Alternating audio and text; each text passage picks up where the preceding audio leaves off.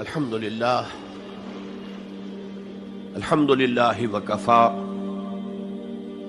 والصلاة والسلام على عباده الذين اصطفى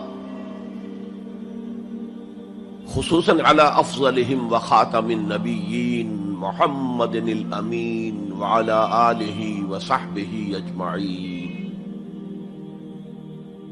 أما بعد فقد قال الله تبارك وتعالى كما ورد في سورة الحجرات: أعوذ بالله من الشيطان الرجيم بسم الله الرحمن الرحيم. قالت الأعراب آمنا قل لم تؤمنوا ولكن قولوا أسلمنا ولما يدخل الإيمان في قلوبكم وَإِن تُطِيعُوا اللَّهَ وَرَسُولَهُ لَا يَلِتْكُم مِّنْ أَعْمَالِكُمْ شَيْئًا إِنَّ اللَّهَ غَفُورٌ رَّحِيمٌ. إِنَّمَا الْمُؤْمِنُونَ الَّذِينَ آمَنُوا بِاللَّهِ وَرَسُولِهِ ثُمَّ لَمْ يَرْتَابُوا وَجَاهَدُوا بِأَمْوَالِهِمْ وَأَنفُسِهِمْ فِي سَبِيلِ اللَّهِ أولئك هم الصادقون. قل أتعلمون الله بدينكم والله يعلم ما في السماوات وما في الأرض والله بكل شيء عليم. يمنون عليك أن أسلموا قل لا تمنوا علي إسلامكم بل الله يمن عليكم أن هداكم للإيمان إن كنتم صادقين. إن الله يعلم غيب السماوات والأرض والله بصير بما تعملون. وقال عز وجل كما ورد في سورة الصف: يا أيها الذين آمنوا هل أدلكم على تجارة تنجيكم من عذاب أليم تؤمنون بالله ورسوله وتجاهدون في سبيل الله بأموالكم وأنفسكم ذلكم خير لكم إن كنتم تعلمون. وقال عز وجل كما ورد في نفس السورة: إن الله يحب الذين يقاتلون في سبيله صفا كأنهم بنيان مرصوص. صدق الله العظيم. وعن الحارث الأشعري رضي الله تعالى عنه قال قال رسول الله صلى الله عليه وسلم: انی آمرکم بخمس وفی روایت اللہ امرنی بہن بالجماعت والسمع والطاعت والہجرت والجہاد فی سبیل اللہ. رواہ امام احمد رحمہ اللہ. رب اشرح لی صدری ویسر لی امری واحلل عقدۃ من لسانی یفقہوا قولی. اللهم ربنا ألهمنا رشدنا واعذنا من شرور أنفسنا. اللهم أرنا الحق حقا وارزقنا اتباعه وأرنا الباطل باطلا وارزقنا اجتنابه. اللهم نور قلوبنا بالإيمان واشرح صدورنا للإسلام. اللهم وفقنا أن نجاهد في سبيلك بأموالنا وأنفسنا. اللهم ارزقنا شہادۃ فی سبیلک. آمین یا رب العالمین. معزز حاضرین اور محترم خواتین، السلام علیکم ورحمۃ اللہ وبرکاتہ. ہمارا جو آج کا موضوع ہے وہ عنوان ہی سے نظر آ رہا ہے کہ طوالت طلب ہے. ایمان، اسلام اور اللہ کی راہ میں جد و جہد. سب سے پہلی بات اس ضمن میں یہ سمجھنی چاہیے کہ قرآن مجید میں ایمان اور اسلام اور مومن اور مسلم تقریباً ہم معنی اور مترادف الفاظ کے طور پر استعمال ہوئے، اگرچہ ایمان کا زیادہ تعلق انسان کے باطن سے ہے، اس کے ذہن سے ہے، قلب سے ہے، اور اسلام کا زیادہ تعلق اس کے عمل سے ہے، تاہم جس شخص کے دل میں ایمان ہے اور عمل میں اسلام ہے، اسے آپ مومن کہیں یا مسلم کہیں کوئی فرق واقع نہیں ہوتا۔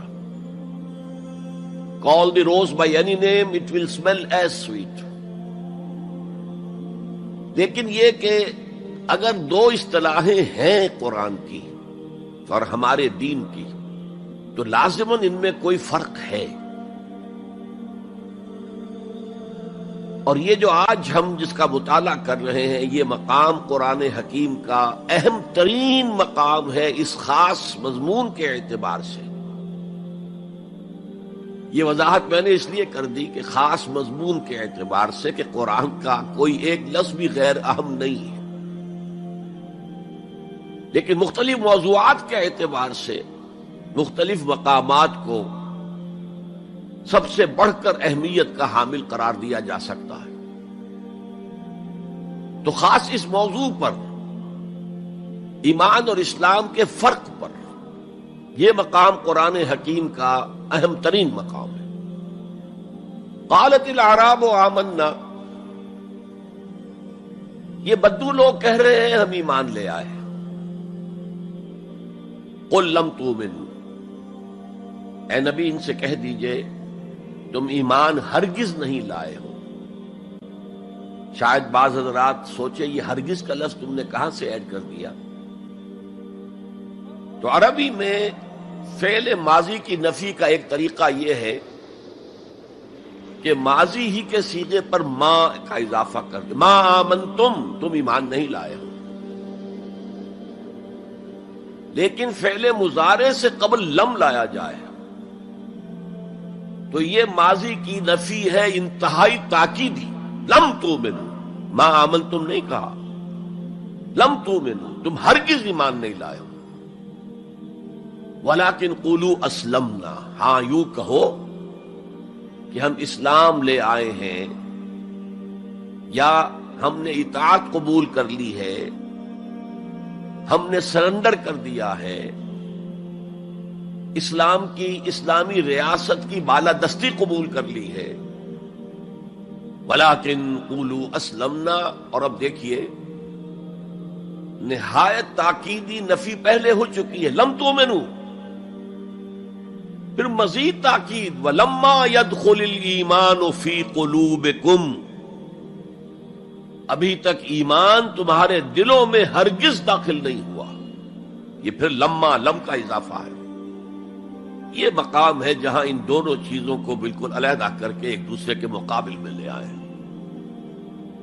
ثابت ہوا ایمان کچھ اور ہے، اسلام کچھ اور ہے۔ ذرا نوٹ کر لیجئے کہ قرآن مجید میں یا اسلام کی اصطلاحات میں تین جوڑے ایسے ہیں کہ جن میں عام اور خاص کی نسبت ہے۔ ایمان خاص ہے، اسلام عام ہے، یعنی ہر مومن تو لازماً مسلم ہے، ہر مسلم لازماً مومن نہیں ہے۔ یہی معاملہ نبی اور رسول کا ہے۔ نبی عام ہے، رسول خاص ہے۔ ہر رسول تو لازماً نبی ہے، لیکن ہر نبی لازماً رسول نہیں ہے۔ یہی معاملہ جہاد اور قتال کا ہے۔ قتال تو لازماً جہاد ہے، لیکن جہاد لازماً قتال نہیں ہے۔ ان اصطلاحات کے بارے میں بہت خوبصورت بات کہی ہے مفسرین نے، اذا التقیا خالفا واذا خالفا اجتمعا۔ جب یہ اصطلاحات سامنے سامنے آتی ہے، ایک دوسرے کے آمنے سامنے، تو ان کے مفہوم میں اختلاف ہو جاتا ہے۔ لیکن علیحدہ علیحدہ آ رہی ہو، یہاں پر اکیلی اصطلاح ایمان ہے، یہاں پر اکیلی اصطلاح اسلام ہے، تو ان کے معنی تقریباً ایک ہو جاتے ہیں۔ اور دوسرے یہ کہ یہ اصطلاحات جو ہے جوڑے، یہ ایک دوسرے کی جگہ پر استعمال ہو جاتے ہیں۔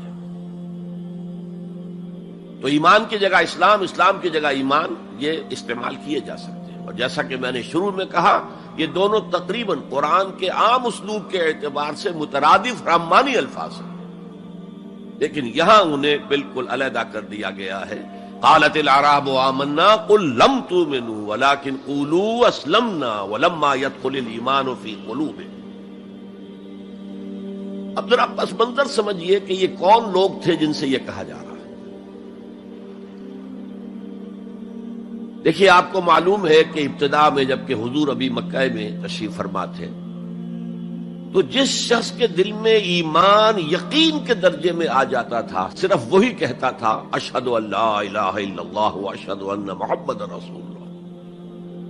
گویا کہ ایمان پہلے آتا تھا، اسلام بعد میں آتا تھا، اس لیے کہ انہیں معلوم تھا کہ اسلام کے اعلان کا مطلب کیا ہوگا۔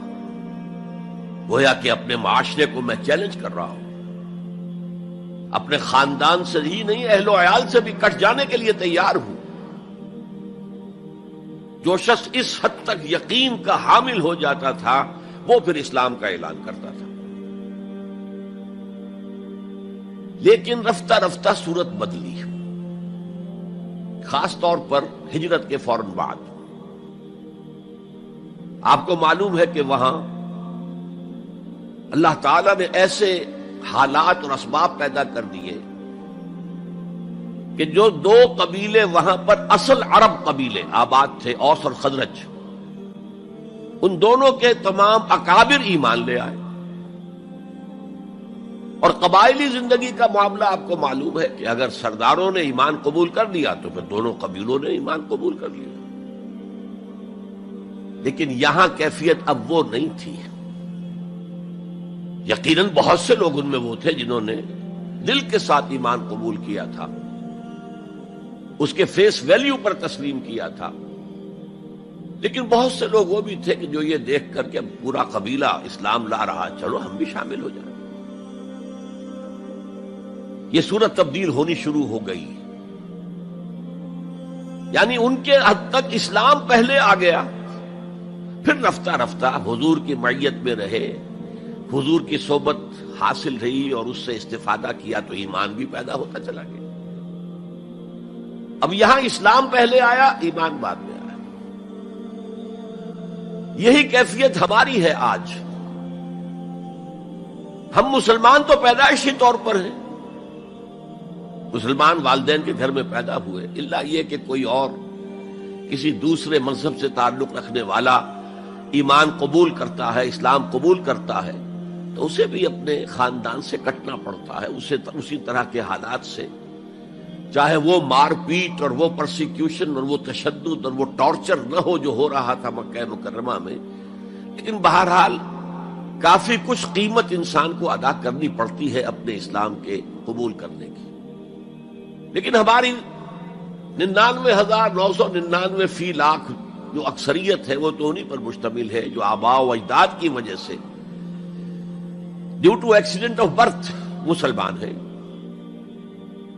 تو اسلام تو پیدائشی طور پر مل گیا، پیدا ہوتے ہی داہنے کان میں اذان پڑھی گئی، بائیں میں اقامت کہی گئی۔ بڑا عجیب سا نکتہ ہے، ایک صاحب نے جب بیان کیا تو میں واقعی چونک گیا۔ انسان کی پیدائش کے وقت اذان دی گئی اور اقامت کہی گئی، نماز کوئی نہیں، اور اس کے انتقال کے وقت نماز پڑھی گئی بغیر کسی اذان کے، بغیر کسی اقامت کے۔ گویا کہ اس نماز کی اذان اور اقامت پیدائش کے وقت ہے جو نماز جنازہ کی شکل میں اس کی موت کے وقت پڑھی جا رہی ہے۔ اور یوں کہا جا سکتا ہے کہ ہماری یہ دنیاوی زندگی بس اتنے ہی وقفے کا نام ہے جتنی کہ اذان اور اقامت اور نماز کے درمیان ہوتی ہے۔ بہرحال یہ جو صورتحال کی تبدیلی ہوئی، جس کو میں نے کہا کہ ہمارے ہاں یہ دوسری تبدیلی 100% موجود ہے، یہ تبدیلی اپنے کلائمیکس کو پہنچ گئی جب حضور کو اللہ تعالی نے اتنی کامیابی عطا کی کہ مکہ بھی فتح ہو گیا، تو اگرچہ عرب میں کوئی فارمل گورنمنٹ نہیں تھی، کوئی حکومت فارمل وہاں قائم نہیں تھی، لیکن قریش کا مقام پورے عرب میں ایسے ہی تھا جیسے کہ کسی ملک کا صدر مقام ہوتا ہے۔ مذہبی مرکز وہی تھا، خانہ کعبہ وہاں تھا، تمام قبیلوں کے بت وہاں رکھے ہوئے تھے، قریش اس کے متولی تھے،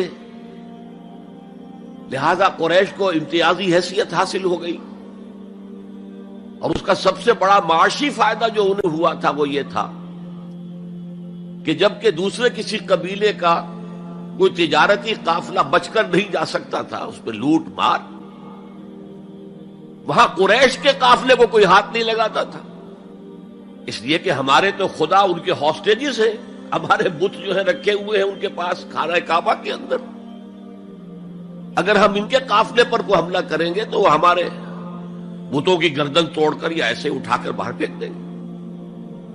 تو بہت بڑا سیاسی اور بہت بڑا معاشی فائدہ قریش کو تھا اس خانہ کعبہ کی وجہ سے، اور اس پر ایک پوری سورت ہے قرآن مجید کی، لإلاف قریش ایلافہم رحلۃ الشتاء والصیف فلیعبدوا رب ھذا البیت الذی اطعمہم من جوع وآمنہم من خوف۔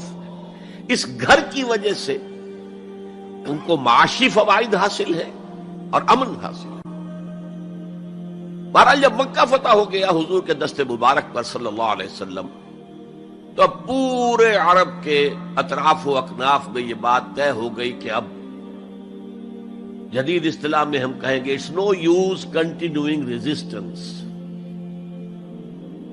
اب ہم کیا مخالفت کریں اور کیا اب آپ کا راستہ روکنے کی کوشش کریں، بات ختم ہو گئی جب مکے پر اب حضور کا قبضہ ہے صلی اللہ علیہ وسلم۔ تو اب قبیلوں نے اپنے وفد بھیجنے شروع کیے، فلاں وفد آ رہا ہے ایمان کا اعلان کر رہا ہے، پورا قبیلہ ایمان لے آیا ہے، فلاں قبیلے کا وفد آ رہا ہے ایمان کا اظہار کر رہے ہیں، مسلمان ہو گئے ہیں، پورا عرب مسلمان ہو گئے۔ اب یہ لوگ جو ایمان لا رہے تھے، اور ایمان لانے کا مطلب کیا ہے؟ صرف یہ کہہ دینا اشہد ان لا الہ الا اللہ واشہد ان محمد رسول اللہ صلی اللہ علیہ وسلم، ان کی اندرونی کیفیات تین میں سے کوئی سی ایک ہو سکتی تھی، یا تو واقعی ان میں سے بھی کچھ لوگ ایسے تھے جو واقعتاً صدق دل سے ایمان لائے، ایسا بھی ہو سکتا ہے کہ وہ پہلے ہی سے ایمان لا چکے ہوں لیکن اپنے قبیلے کی عصبیت کی وجہ سے، اور یہ کہ پھر قبیلے کو چھوڑ کر کہیں جانا پڑے گا، وہ اظہار نہ کر رہے ہوں، اب اس کے اظہار کے اندر کوئی مانے نہیں رہا، کوئی رکاوٹ نہیں رہی، کوئی رسک نہیں رہا، یہ بھی ہو سکتا ہے۔ تو ایک ممکن کیفیت تو یہ تھی کہ وہ ایمان لائے ہو حقیقتاً صدق قلب سے، اور ایک ممکن صورت یہ تھی، اور یہ ہر انقلابی عمل میں ہوتا ہے، کہ مخالف انقلاب قوتیں جب یہ سمجھتی ہیں کہ اب ہمارا بس نہیں چلے گا، اب ہم انقلاب کا راستہ نہیں روک سکتے، تو بظاہر سرنڈر کر دیتے ہیں، لیکن دلوں میں ایک ارادہ ہوتا ہے دیکھیں گے کوئی موقع ملا، وہ حالات بدلے تو پھر ان سے نبٹ لیں گے۔ اگر کسی نے اس نیت سے اسلام کا اظہار کیا تو وہ گویا کہ منافق تھا، لیکن بہت سے لوگوں کی کیفیت ہو سکتی ہے نظری اعتبار سے کہ نہ مثبت طور پر ایمان ہے نہ منفی طور پر نفاق ہے، کوئی دھوکہ دینے کا ارادہ بھی نہیں ہے، کوئی صرف ٹائم گین کرنے کے لیے اسلام کا اظہار نہیں کیا ہے، تو گویا کہ یہ پازیٹو ویلیو ایمان کی +1 +2 +3 +4 ایمان کے درجے ہیں، ایک عام آدمی کا ایمان ہے، ایک ابو بکر صدیق کا ایمان ہے، زمین و آسمان کا فرق ہے۔ خود صحابہ میں یہ درجہ بندی تھی، اور ہم تو اپنے ایمان سے کیا نسبت اور کیا تناسب قائم کریں گے صحابہ کے ایمان کے ساتھ، بالخصوص ابو بکر صدیق جیسے صدیق اکبر کے ایمان کے ساتھ رضی اللہ تعالی عنہ۔ اسی طرح -1 -2 -3 -4 یہ منافقت کے درجے ہیں. کس درجے کا نفاق ہے، کس درجے میں ڈٹرمینیشن ہے کہ we have only to buy time, اب اس کے سوا چارہ نہیں ہے، اب ہم ریزسٹ نہیں کر سکتے. It's no use continuing resistance. سر جھکا لو and wait for some occasion, opportunity, کہ پھر کھڑے ہو اور اس انقلاب کو انڈو کر دیں، ختم کر دیں. کاؤنٹر ریولوشنری موومنٹ جیسی کہ بالفعل ہوئی، جھوٹے نبی کھڑے ہو گئے، اور ایک مرحلہ تو ایسا آیا کہ معلوم ہوتا تھا کہ پورا عرب مرتد ہو گیا. جیسے وہ شکل تھی اذا جاء نصر اللہ والفتح ورأیت الناس يدخلون فی دین اللہ افواجا، اس کے بالکل برعکس پوزیشن ہو گئی یخرجون من دین اللہ افواجا. اسلام جو ہے وہ صرف چند شہر جو ہیں حجاز کے ان تک محدود رہ گیا. ابن تیمیہ رحمۃ اللہ علیہ نے ایک عنوان قائم کیا ہے، اثبات الاسلام بغیر الایمان. اسلام کا اثبات، تسلیم کر لینا اسلام کو بغیر ایمان کے. اس آیت کے حوالے سے قالت الاعراب آمنا قل لم تؤمنوا ولكن قولوا اسلمنا ولما يدخل الايمان في قلوبكم. اب اگلا ٹکڑا اس آیت کا یہ ثابت کر رہا ہے کہ وہ منافق نہیں تھے. وَإِن تُطِيعُوا اللَّهَ وَرَسُولَهُ لَا يَلِدْكُم مِّنْ أَعْمَالِكُمْ شَيْئًا. اگر تم اللہ اور اس کے رسول کی اطاعت کرتے رہو، اس لیے کہ اسلام کے معنی یہ تو ہے، یہ تو لازماً کرنا ہوگا. وہ دور جو ہے آج کی طرح تو نہیں تھا کہ نماز نہ پڑھو تب بھی مسلمان، پڑھو تب بھی مسلمان، کروڑ پتی ہونے کے باوجود حج نہ کرو تب بھی مسلمان. تو یہ بات تو نہیں تھی اس وقت. تو یہ کہ اطاعت تو کرنی پڑتی تھی، اس لیے کہ اطاعت تو ظاہر ہو جاتی ہے، کوئی کر رہا ہے کون نہیں کر رہا ہے. ایک چھوٹی سی بستی مدینے کی، ان میں کون نماز پڑھ رہا ہے کون نہیں پڑھ رہا صاف واضح ہوتا تھا. لہذا منافقین کو بھی آ کر نماز پڑھنی پڑتی تھی، بلکہ جو رئیس المنافقین تھا وہ ہمیشہ پہلی صف میں ہوتا تھا. اور جب حضور صلی اللہ علیہ وسلم خطبہ دینے کے لیے کھڑے ہوتے تھے تو پہلے وہ کھڑا ہوتا تھا اور کہتا تھا لوگوں دیکھو ان کی بات توجہ سے سنو، یہ اللہ کے رسول ہے. وہ اپنی اہمیت جتانے کی خاطر، اس لیے کہ یہ جو اوس اور خزرج کے دو قبیلے تھے، ان میں اوس کا قبیلہ چھوٹا تھا، خزرج کا بڑا تھا، اور اس کا سردار یہ تھا سب سے بڑا. اور اس کے لیے طے ہو چکا تھا، مدینے والے اس ضرورت کو محسوس کر رہے تھے کہ یہاں 5 قبیلے آباد ہیں، اور 2 تو قدیم عرب کے ہیں جو یمن سے آ کر آباد ہوئے، اوس اور خزرج، اور 3 عرب سے باہر سے آئے ہوئے ہیں یہودی قبائل، بنو قینقاع، بنو نذیر یا نذیر اور بنو قریظہ. اب 5 قبیلوں کا ایک شہر ہے، ہر قبیلے کا نظام تو اپنی جگہ مستحکم ہے، اس کا ایک سردار ہے اور اس کی بات قبیلے والوں کو ماننی ہے. لیکن ان 5 کے درمیان معاملات جو ہیں، کوئی آربیٹریٹر ہونا چاہیے، کوئی ایک ایسا ہونا چاہیے شخص کہ جس کی بات وہ 5 سنے اور مانے. اس لیے انہیں بادشاہ کی ضرورت محسوس ہوئی کہ کسی کو ہم اپنا بادشاہ بنا لیں. اور قرۂ فال بنام من دیوانہ زدن عبداللہ ابن ابی، اس کے بارے میں طے ہو گیا یہ ہمارا بادشاہ ہوگا. اس کے لیے تاج تیار ہو گیا سونے کا. تاج پوشی باقی تھی کہ حضور تشریف لے آئے بے تاج بادشاہ کی حیثیت سے. اس کے سارے خواب بکھر گئے. لہذا منافق اول بھی وہ اور رئیس المنافقین بھی وہ. ایمان تو وہ بھی لے آیا، اگر لایا ذرا لیٹ غزوہ بدر کے بعد، لیکن یہ ہے کہ وہ ایمان لایا تھا اسی انداز کا کہ ابھی دیکھیں گے، ہوا دیکھو، ہوا کا رخ دیکھو، تیل دیکھو، تیل کی دھار دیکھو، کوئی حالت ایسی ہو جائے کہ پھر معاملہ تلپٹ کر دیا جائے. تو یہاں کہا جا رہا ہے وَإِن تُطِيعُوا اللَّهَ وَرَسُولَهُ لَا يَلِدْكُم مِّنْ أَعْمَالِكُمْ شَيْئًا، جبکہ منافق کا کوئی عمل بھی قبول نہیں. لیکن یہاں فرمایا گیا کہ اگر تم اللہ اور اس کے رسول کی اطاعت کرتے رہو گے تو اللہ تعالیٰ تمہارے اعمال کے اجر و ثواب میں کوئی کمی نہیں کرے گا. دیکھیے اصولی اعتبار سے بات یہ ہے کہ ایمان کے بغیر کوئی عمل جو ہے قبول نہ ہو. یہاں ایمان کے بغیر نیکیوں کے اعمال کے قبولیت کا اعلان کیا جا رہا ہے. گویا کہ یہ ایک خاص رعایت ہے، اس لیے آیت ختم ہو رہی ہے ان اللہ غفور الرحیم. اللہ غفور ہے، اللہ رحیم ہے.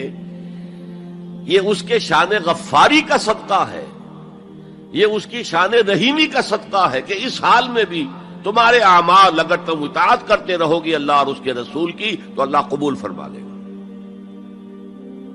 البتہ یہاں یہ نوٹ آف کوشن سامنے رہنا چاہیے کہ اطاعت جزوی نہیں، اطاعت کلی، پوری کی پوری اطاعت.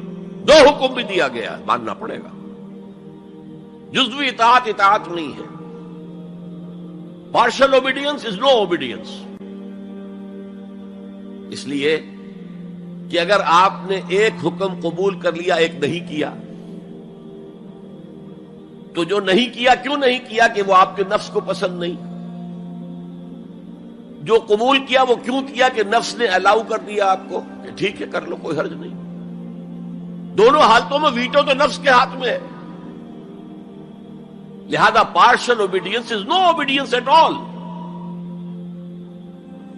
چنانچہ اس پر جو وعید آئی ہے سورہ بقرہ کی آیت نمبر 85 میں افتؤمنون ببعض الکتاب وتکفرون ببعض،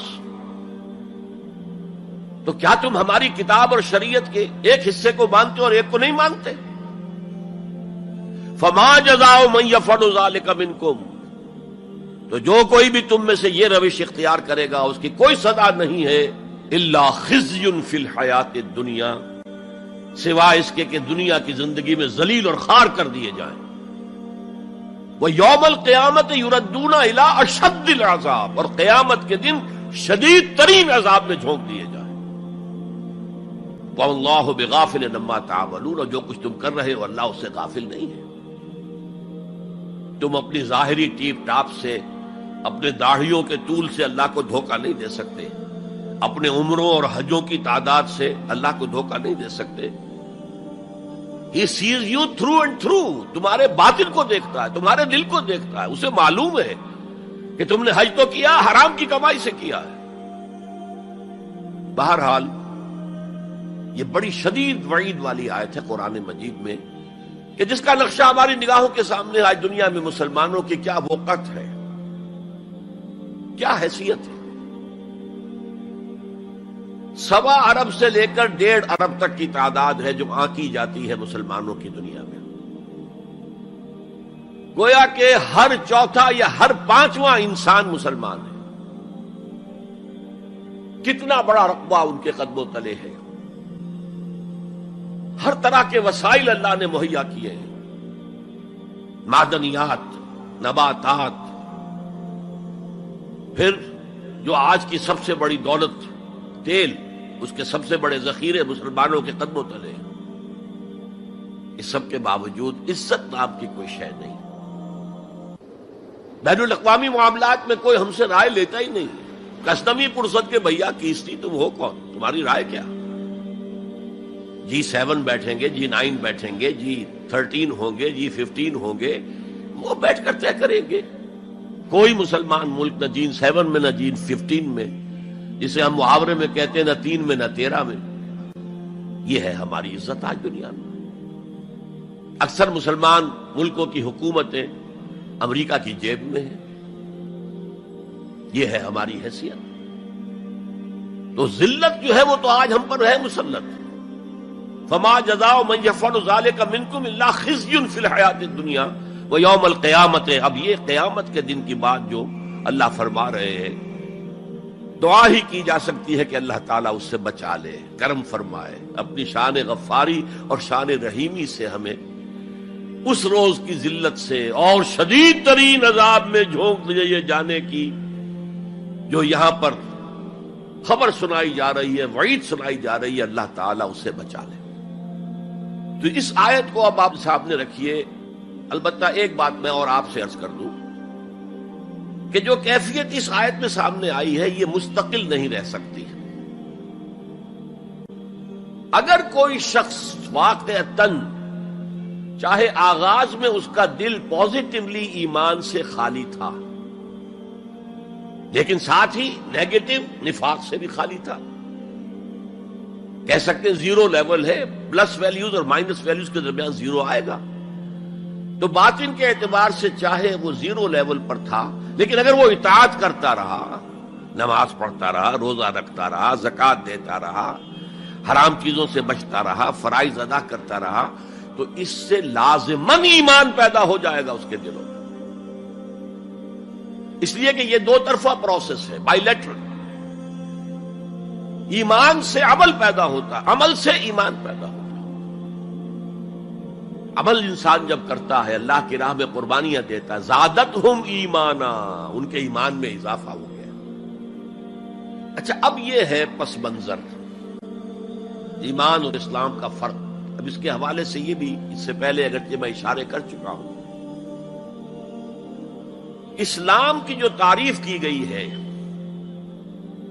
متفق علیہ روایت ہے حضرت عبداللہ ابن عمر سے رضی اللہ تعالی عنہما، بنی الاسلام علی خمس، اسلام کی عمارت 5 چیزوں پر قائم ہے. شہادت اللہ الہ الا اللہ وان محمد رسول اللہ، وإقام الصلاۃ وإیتاء الزکاۃ وصوم رمضان وحج البیت من استطاع الیہ سبیلا. کلمہ شہادت ہے کہ میں گواہی دیتا ہوں اللہ کے سوا کوئی معبود نہیں، اور میں گواہی دیتا ہوں کہ محمد صلی اللہ علیہ وسلم اللہ کے رسول. پھر 4 عبادات ہیں، نماز ہے، روزہ ہے، زکوٰۃ ہے، حج ہے. تو اسلام جو ہے دنیا میں قائم ہے ان 5 بنیادوں پر. اب ان میں خاص طور پر دیکھیے لفظ ایمان کہیں نہیں آیا. گویا کہ اسلام کی بنیاد اقرار باللسان پر ہے، اور دنیا میں کسی شخص کے مسلمان سمجھے جانے کا دار و مدار صرف اسی پر ہوگا. اگرچہ بعض فقہا نے کہا ہے کہ تصدیق بالقلب بھی ہونی چاہیے صاحب، ٹھیک ہے، لیکن ہم ویریفائی تو نہیں کر سکتے نا. دنیا میں تو معاملہ قانون کا ہے، اور قانون تو ویریفائیبل فیکٹس کے اوپر فیصلہ کرے گا. ہم نہ کسی کے ایمان کو ویریفائی کر کے سند دے سکتے کہ ایمان ہے، نہ کسی کے ایمان کی نفی کر سکتے. تو دنیا میں معاملہ سارا اسلام پر ہے. ایک مسلمان اسلامی ریاست کا مکمل شہری ہے، ایک مسلمان معاشرے کا مکمل ایک رکن ہے. اسلام ہی پر سارا نظام ہے اس دنیا میں، لیکن آخرت میں سارا دار و مدار ایمان پر ہے. اس لیے کہ اللہ تو معذور نہیں ہے کہ دلوں کے حال کو نہ جانتا ہو. ان اللہ لا ينظر الى صورکم ولا الى اموالکم ولکن ينظر الى قلوبکم واعمالکم. اللہ تعالیٰ نہ تمہاری صورتوں کو دیکھتا ہے، نہ تمہارے مالوں کو دیکھتا ہے، بلکہ وہ تو دیکھتا ہے تمہارے دلوں کو اور تمہارے اعمال کو. امام بخاری رحمت اللہ علیہ کا موقف کہ ایمان میں عمل بھی شامل ہے انٹیگرل پارٹ کی حیثیت سے، یہ حقیقی ایمان کے اعتبار سے 100% درست ہے. تو دل میں یقین ہوگا تو کیسے عمل اس کے خلاف ہو جائے گا. لیکن لیگل اور کانسٹیٹیوشنل لیول پر، جسے ہم اسلام کہیں گے، عمل علیحدہ ہے، ایمان علیحدہ ہے. اور ایمان حقیقی گھٹتا بھی ہے، بڑھتا بھی ہے. زادتہم ایمانا وما زادہم الا ایمانا وتسلیما، سورہ احزاب میں فرمایا کہ وہ جو 12,000 کا لشکر آ گیا تھا اور ایک شدید صورت پیدا ہو گئی تھی، اور محسوس ہوتا تھا perhaps this is the end, جیسے کہ ایک چراغ جل رہا ہے میدان میں رکھا ہوا اور جھکڑ چل رہا ہے بجھانے کے لیے. تو منافقین کا نفاق ان کی زبانوں پر آ گیا. ما وعدنا اللہ ورسولہ الا غرورا، ہم سے اللہ اور اس کے رسول نے جو وعدے کیے تھے وہ سب جھوٹے ثابت ہوئے. ہم سے کہا گیا تھا کیسر و کسریٰ کے خزانے تمہارے قدموں میں ہوں گے، اور آج کیا ہے، ہم رفع حاجت کے لیے باہر نہیں جا سکتے. تو منافقین کے اندر کا روگ جو تھا وہ ان کی زبانوں پر آ گیا.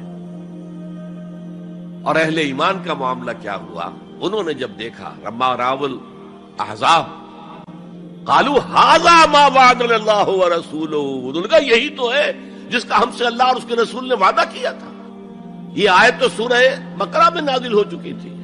وَلَنَبْلُوَنَّكُمْ بِشَيْءٍ مِّنَ الْخَوْفِ وَالْجُوعِ وَنَقْصٍ مِّنَ الْأَمْوَالِ وَالْأَنفُسِ وَالثَّمَرَاتِ وَبَشِّرِ الصَّابِرِينَ، ہم لازماً آزمائیں گے تمہیں، لازماً آزمائیں گے، خوف سے، بھوک سے، فقر و فاقے سے، جان اور مال اور ثمرات کے ضیاع سے اور زیاں سے۔ فصل تیار کھڑی ہے اور عین وقت آ گیا ہے جنگ کا، اور وقت پر فصل کھجور کی اتاری نہ گئی تو تباہ ہو جائے گی، لیکن نہیں، نکلنا ہے۔ یہی معاملہ تھا جو کہ تبوک کے موقع پر ہوا ہے۔ قحط کی کیفیت تھی اور اب فصل تیار تھی، اب ساری امیدیں اس فصل پر تھی، کھجور کی، لیکن ظاہر ہے کہ کھجور کی فصل اتارنا کوئی عام خواتین کا کام تو نہیں ہے، لیکن مردوں سے کہا جا رہا نکلو اللہ کی راہ میں، سب کے سب۔ پہلی مرتبہ نفیر عام تھی، ہر صاحب ایمان نکلے، تو ایک بہت بڑی آزمائش۔ تو جو راسخ الایمان تھے، صادق الایمان تھے، ان کا رد عمل سچویشن ایک ہی ہے۔ منافقین کہہ رہے ہیں ما وعدنا اللہ ورسولہ الا غرورا، ہمیں تو اللہ اور اس کے رسول نے سبز باغ دکھا کر بروا دیا، اور اہل ایمان کہہ رہے ہیں ھذا ما وعدنا اللہ ورسولہ وصدق اللہ ورسولہ وما زادہم الا ایمانا وتسلیما، اور ان میں نہیں کوئی شے بڑی مگر ایمان اور تسلیم کے۔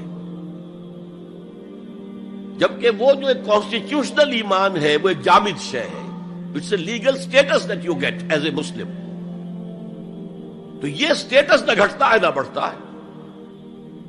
یہ نہیں ہو سکتا کہ ایک باپ کے اگر دو بیٹے ہیں اور ایک متقی ہے، زاہد ہے، عابد ہے، تہجد گزار ہے، دوسرا فاسق و فاجر ہے، تو وراثت میں اس تہجد گزار کو زیادہ حصہ ملے اور دوسرے کو جو ہے وہ کم ملے؟ نہیں، ایکول۔ المسلم کفو لکل مسلم، تمام مسلمان آپس میں جہاں تک ان کے لیگل اور پولیٹیکل حقوق کا تعلق ہے برابر۔ تو یہ فرق ہے ایمان اور اسلام میں۔ البتہ یہ میں آپ کو بتا چکا ہوں کہ یہ بھی ہو سکتا ہے کہ اسلام پہلے آئے، ایمان بعد میں آئے۔ ہم میں سے جب بھی اللہ تعالیٰ کسی کو نصیب فرما دے حقیقی ایمان، یقین والا ایمان، جیسے میں نے دعا کی اللہم نور قلوبنا بالایمان، اے اللہ ہمارے دلوں کو منور کر دے، روشن کر دے ایمان کے ساتھ، نور ایمان سے جگمگا اٹھے ہمارا دل، واشرح صدورنا للاسلام، اور ہمارے سینوں کو کھول دے اسلام کے لیے، اسلام کی ہر شے ہمیں حسین نظر آئے۔ حضور صلی اللہ علیہ وسلم کی حیات طیبہ کے آخری ایام میں یہ واقعہ پیش آیا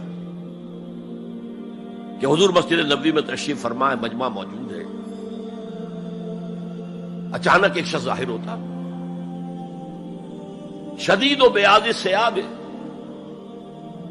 شدید و سواد شعر، اس کا لباس انتہائی سفید صاف، کوئی اس پر دھبا نہیں، داغ نہیں، میل نہیں، بال انتہائی سیاہ چمکدار، گرد آلود نہیں، ولا یعرفہ احد منا، اور ہم میں سے اسے کوئی پہچانتا بھی نہیں تھا۔ کسی بھی ریت سے، خاک سے بالکل آلودہ ہوئے بغیر بال ہیں، تو شاید یہ مدینے کا رہنے والا ہو، تو مدینے والوں میں سے کوئی تو ہوتا کہ جو اس کو جانتا پہچانتا، کوئی نہ کوئی تو گریٹ کرتا اس کو مجمع میں، آؤ آؤ ادھر آ جاؤ، میرے پاس آ جاؤ، کوئی نہیں۔ اور اگر براہ راست باہر سفر سے آ رہا ہے تو کچھ گرد آلود بال ہوتے، کچھ کپڑے میلے کچیلے ہوتے، تو لوگ حیران تھے۔ اور مزید یہ کہ اس نے سیدھا تیر کی طرح مجمع کو چیرتا ہوا حضور کے عین سامنے جا کر بیٹھ گیا۔ اب لوگ حیران ہیں، یہ ہے کون؟ اس کی یہ جرت، یہ جسارت، اور اس طرح دو زانو بیٹھا کہ حضور کے گھٹنوں کے ساتھ اپنے گھٹنے جوڑ دیے اور حضور کی رانوں پر اپنے دونوں ہاتھ رکھ دیے۔ اب سوال کیا، یا محمد اخبرنی عن الاسلام، اے محمد مجھے بتاؤ اسلام کیا ہے؟ حضور نے فرمایا وہی جو میں ابھی آپ کو حدیث سنا چکا ہوں، الاسلام ان تشہد اللہ الہ الا اللہ وان انا رسول اللہ وان تقیم الصلاۃ وتؤتی الزکاۃ وتصوم رمضان وتحج البیت ان استطعت الیہ سبیلا۔ پھر کہا اخبرنی عن الایمان، لیکن یہ کہ ان روایتوں میں بھی اس کو روایت کرنے والے بہت سے صحابہ ہیں، عبداللہ ابن عمر بھی ہیں، حضرت عمر خود بھی ہیں رضی اللہ تعالی عنہما، ابو ہریرہ بھی ہے، عبداللہ ابن مسعود بھی ہیں. چونکہ ایک مجمع میں واقعہ ہو رہا تھا نا، تو مجمع کے اندر تو بہت سے لوگ سن رہے ہیں. اگرچہ جیسے آج بھی ہوگا کہ میں جو بات کہہ رہا ہوں، آپ میں سے بہت سے حضرات میری ساری بات سن کر اگر کہیں جا کر رپورٹ کریں گے تو ان کی باتوں میں اختلاف ہو جائے گا. لہذا اس حدیث کی روایت میں اختلاف ہے.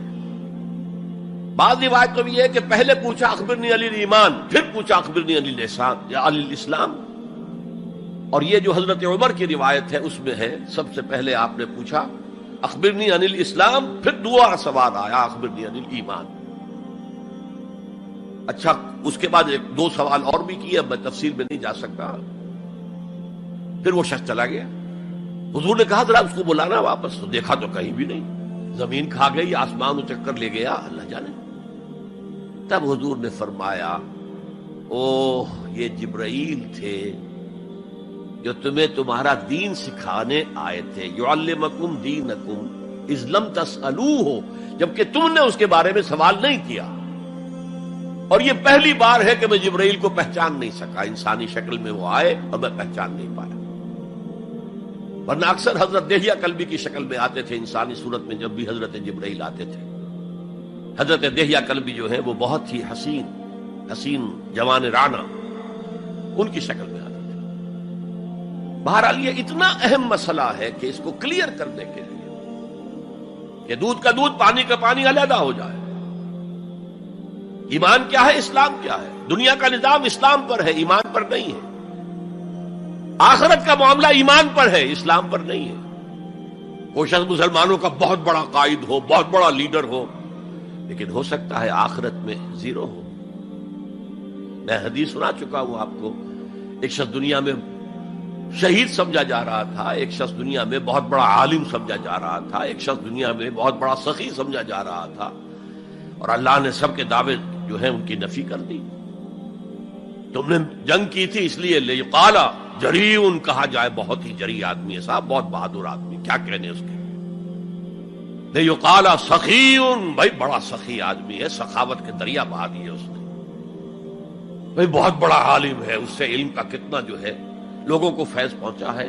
وقد قیل، یہ تمہارا مقصود تھا، وہ مقصود دنیا میں حاصل ہو چکا، تمہاری شہرت کے ڈنکے بج چکے، اب یہاں تمہارے لیے کچھ نہیں. اور پھر اللہ حکم دے گا اور فرشتے منہ کے بل گھسیٹتے ہوئے اسے جہنم میں جھونک دیں گے. تو وہ اسلام وہاں کام نہیں آئے گا. بلکہ اسلام کیا، اسلام پر اتنی اضافی خوبیاں بھی کام نہیں آئیں گی اگر دل میں ایمان نہیں اور اس کے نتیجے میں نیت درست نہیں. حقیقت البر پر ہم گفتگو کر چکے ہیں، دیکھی کہ اصل حقیقت کیا ہے.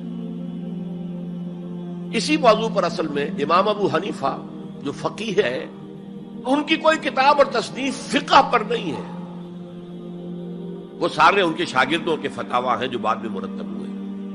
ہاں ان کی ایک تصنیف ہے الفقہ الاکبر، بڑی فقہ جو میجر ایشوز ہیں. مسلمان کون ہے، اور مسلمان گناہ کبیرہ کرے تو کافر ہو جاتا یا نہیں ہو جاتا. بعض احادیث سے ثابت ہوتا کہ وہ تو کافر ہو گیا، ایمان سے محروم ہو گیا. میں وہ حدیث سنا چکا ہوں آپ کو، واللہ لا یؤمن واللہ لا یؤمن واللہ لا یؤمن. خدا کی قسم وہ شخص مومن نہیں، خدا کی قسم وہ شخص مومن نہیں، خدا کی قسم وہ شخص مومن نہیں. صحابہ لرز گئے، کانپ گئے. قیل من یا رسول اللہ، حضور کس کے بارے میں ارشاد فرما رہے ہیں؟ فرمایا الذی لا یامن جارہ بوائقہ، وہ شخص کہ جس کی ایذا رسانی کی وجہ سے اس کا پڑوسی چین میں نہیں ہے، امن میں نہیں، سکون میں نہیں. تو بظاہر تو نتیجہ نکلا کہ ایمان کی اتنی نفی ہو رہی تو کافر ہے. اور یہی سب سے بڑی غلطی جو سب سے پہلا فرقہ پیدا ہوا اسلام میں، وہ تو اسی بنیاد پر ہوا تھا. خوارج کا موقف یہی تھا، گناہ کبیرہ کا مرتکب کافر ہے، اور کافر ہے تو گویا کہ مرتد ہے، اور مرتد ہے تو واجب القتل ہے. اس کا مال بھی تم پر مباح ہے کہ لے لو اور قبضہ کر لو، اس کی بیویاں بیٹیاں بھی تم پر مباح ہے کہ انہیں اپنی کنیزیں بنا لو. حالانکہ بڑے متقی لوگ تھے خوارج. حضرت علی کو بہرحال ان سے جنگ کرنی پڑی. 4000 خوارج جو ہیں جنگ نہروان کے اندر قتل ہوئے، اور پھر خوارج کی تکفیر پر امت کا اجماع ہوا کہ وہ دائرہ اسلام سے خود خارج ہو گئے. ان موضوعات پر امام ابو حنیفہ کی تسلیم اپنی ہے، گناہ کبیرہ سے بھی کوئی شخص کافر نہیں ہوتا. بہرحال ہمارا جو اصل موضوع ہے اس کی طرف میں آ رہا ہوں. اسلام اور ایمان کو جب علیحدہ علیحدہ اس طرح کر دیا، نیچرلی اب ایک سوال پیدا ہوتا ہے کہ پھر مومن کو ڈیفائن کیجئے. ہو is a momin? We want to be acknowledged as momins. کیا پری ریکویزٹس ہیں، کیا شرائط ہیں؟ یہ دیکھیے ربط آیت بالآیت. چونکہ آیت نمبر 14 میں اسلام اور ایمان جدا، اور کچھ لوگوں کا اسلام قبول، اطاعت قبول، ایمان کی نفی مطلق. لم تؤمنوا ولما يدخل الایمان فی قلوبکم. تو اس پس منظر میں نیچرل کوسچن ہے جو اٹھتا ہے، مومن کون ہے؟ ڈیفائن کیجیے. اور یہ آیت اگلی اس اعتبار سے قرآن مجید کی اہم ترین آیت ہے. A comprehensive definition of who is a مومن، جس کو اصطلاح میں کہا جاتا ہے جامع و مانع تعریف. جامع اور مانع تعریف، کسی چیز کو ڈیفائن کریں اس طریقے سے کہ کوئی شے جو اس کے باہر ہے وہ اس میں داخل نہ ہو جائے، اور کوئی شے جو اس کا جز ہے باہر نہ رہ جائے. جامع بھی ہو، اس کے تمام اجزاء اس میں آ جائیں، اور مانع ہو کہ کوئی شے جو اس سے مناسبت نہ رکھتی ہو اس میں شامل نہ ہو سکے. جامع و مانع تعریف مومن کی وہ اس آیت میں، آیت نمبر 15. انما المؤمنون الذين آمنوا بالله ورسوله ثم لم يرتابوا. اب یہاں بھی وہ اسلوب حصر ہے انما، اور حصر کا مفہوم میں کئی دفعہ سمجھا چکا ہوں کہ آپ کہیں کہ زید عالم ہے، اس سے دوسروں کے علم کی نفی نہیں ہوئی، اور بھی ہو سکتے ہیں. زید ہی عالم ہے تو دوسروں کی نفی ہو گئی کہ اس مجمع میں صرف ایک عالم ہے اور وہ زید ہے، باقی کوئی عالم نہیں. اسے حصر کہتے ہیں. تو میں نے چونکہ کہا ہے کہ most comprehensive definition of who is a مومن، اس کا آغاز بھی حصر سے ہے، اس کا اختتام بھی حصر پر ہے. انما کلمہ حصر ہے، اور آخر میں اولئک هم الصادقون، وہ بھی اسلوب حصر ہے. انما المؤمنون الذين آمنوا بالله ورسوله ثم لم يرتابوا. مومن تو صرف وہ ہے جو ایمان لائے اللہ پر اور اس کے رسول پر، پھر شک میں ہرگز نہیں پڑے. یہ پھر لم آ گیا، یہاں مرتابو نہیں آیا، لم یرتابو، ہرگز شک میں نہیں پڑے. یہ واحد مقام قرآن کا جہاں پر کہ یہ لفظ اضافی طور پر آیا ہے ایمان کے بعد. ثم لم یرتابو، یرتابو بنا ریب سے، شک. الف لام میم ذالک الکتاب لا ریب فیہ. ارتابا یرتابو، شک میں پڑ جانا. ثم لم یرتابو، پھر شک میں ہرگز نہیں پڑے. ان کا دل ایمان پر یقین کے ساتھ معمور ہو گیا. چنانچہ پازیٹو انداز میں یہی شان بیان ہوئی ہے صحابہ کی اکثریت کی. اسی سورہ حجرات میں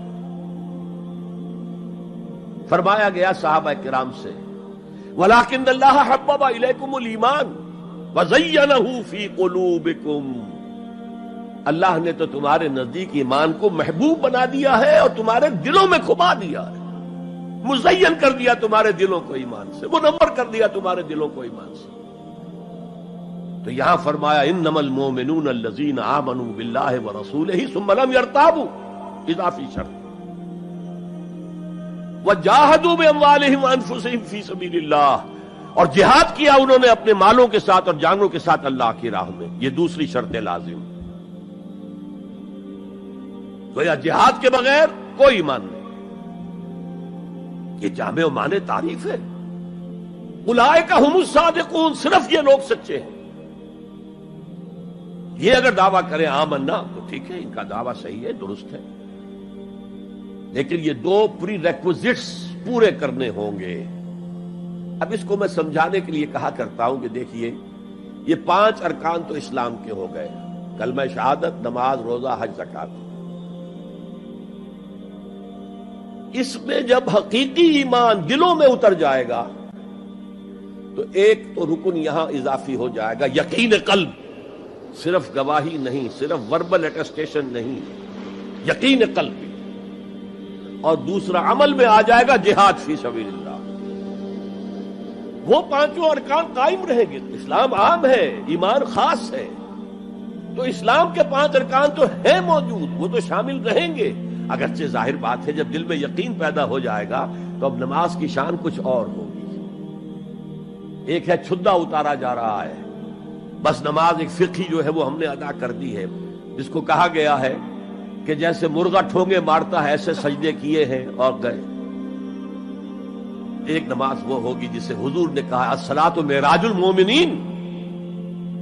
تو ایمان حقیقی کے ساتھ نماز کی شان کچھ اور ہوگی، اور ایک اس رسمی سے اسلام کے ساتھ نماز کی شان کچھ اور ہوگی. لیکن وہ 5 ارکان قائم رہیں گے، 2 کا اضافہ ہو جائے گا. شہادت کے بعد اس کے ساتھ یقین قلبی، اور ان 4 عبادات کے ساتھ جہاد فی سبیل اللہ. یہ جو رے آف لائٹ کا جو اسپیکٹرم بنتا ہے اسے پرزم میں سے جب گزارے تو 7 روشنیاں نظر آتی ہیں. وہ تو نظر آتی ہیں، 2 اور بھی ہیں جو نظر نہیں آتی. Ultraviolet, infrared. یہ الٹرا وائلٹ ہے اور یہ انفرا ریڈ ہے جہاد والی، جس میں جانیں دینی پڑتی ہے، خون کا معاملہ بھی آتا ہے. یہ گویا کہ حقیقی ایمان کے 7 ارکان ہو جائیں گے، 5 جمع 2. تب وہ شخص مومن کہلانے کا مستحق ہوگا. قُلْ أَتُعَلِّمُونَ اللَّهَ بِدِينِكُمْ. اے نبی ان سے کہیے تم اللہ کو بتانا چاہتے ہو، جتلانا چاہتے ہو اپنا دین. میں چونکہ ہریانہ میں پیدا ہوا تھا، حصار میں، تو وہاں کی جو مقامی بولی تھی اس کی کچھ چیزیں یاد ہیں. تھوتھا چنا باجے گھنا. جو چنا اندر سے خالی ہو گیا، کیڑا کھا چکا ہے، اس کے اندر آواز زیادہ ہو جاتی ہے. خالی برتن زیادہ آواز دیتا ہے، برتن بھرا ہوا ہے تو ظاہر بات ہے ڈل ہو جائے گی. تو وہاں تھوتھا چنا، کھوکھلا چنا، باجے گھنا، اس کی آواز جو ہے زیادہ آتی ہے. تو جن کے دلوں میں وہ ایمان نہیں تھا وہ بڑھ چڑھ کر کے ہم دیکھیے جی ہم تو اسلام لے آئے، ہم تو بغیر لڑے بڑے اسلام لے آئے. حضور ہمارے ساتھ تو خصوصی معاملہ ہونا چاہیے، ہمیں زکوٰۃ میں سے خصوصی حصہ ملنا چاہیے.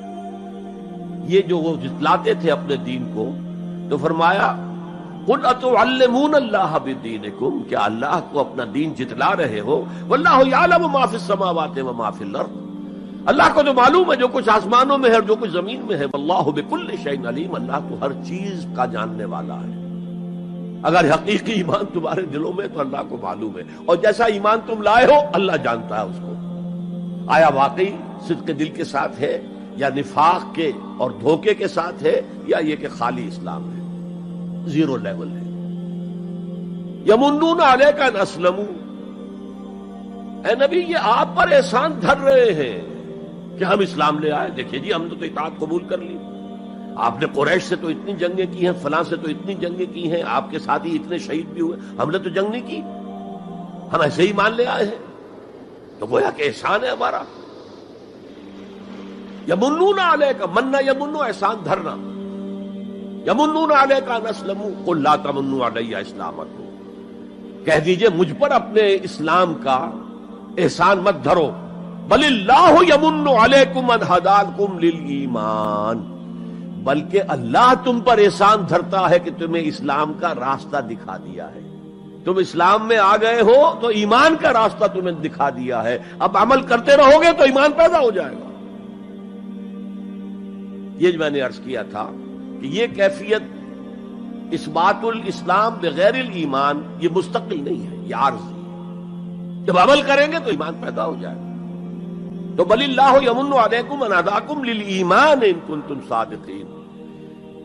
بلکہ اللہ کا احسان مانو کہ اس نے تمہیں اسلام کے راستے پر لا کر گویا کہ اس سڑک پر ڈال دیا ہے جو ایمان کی طرف لے جا رہی ہے.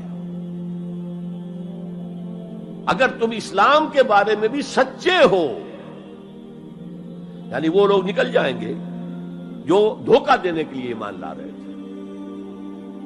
ان اللہ یعلم غیب السماوات والارض. یقیناً اللہ جانتا ہے ہر پوشیدہ چیز کو جو آسمانوں کی ہے اور زمین کی ہے.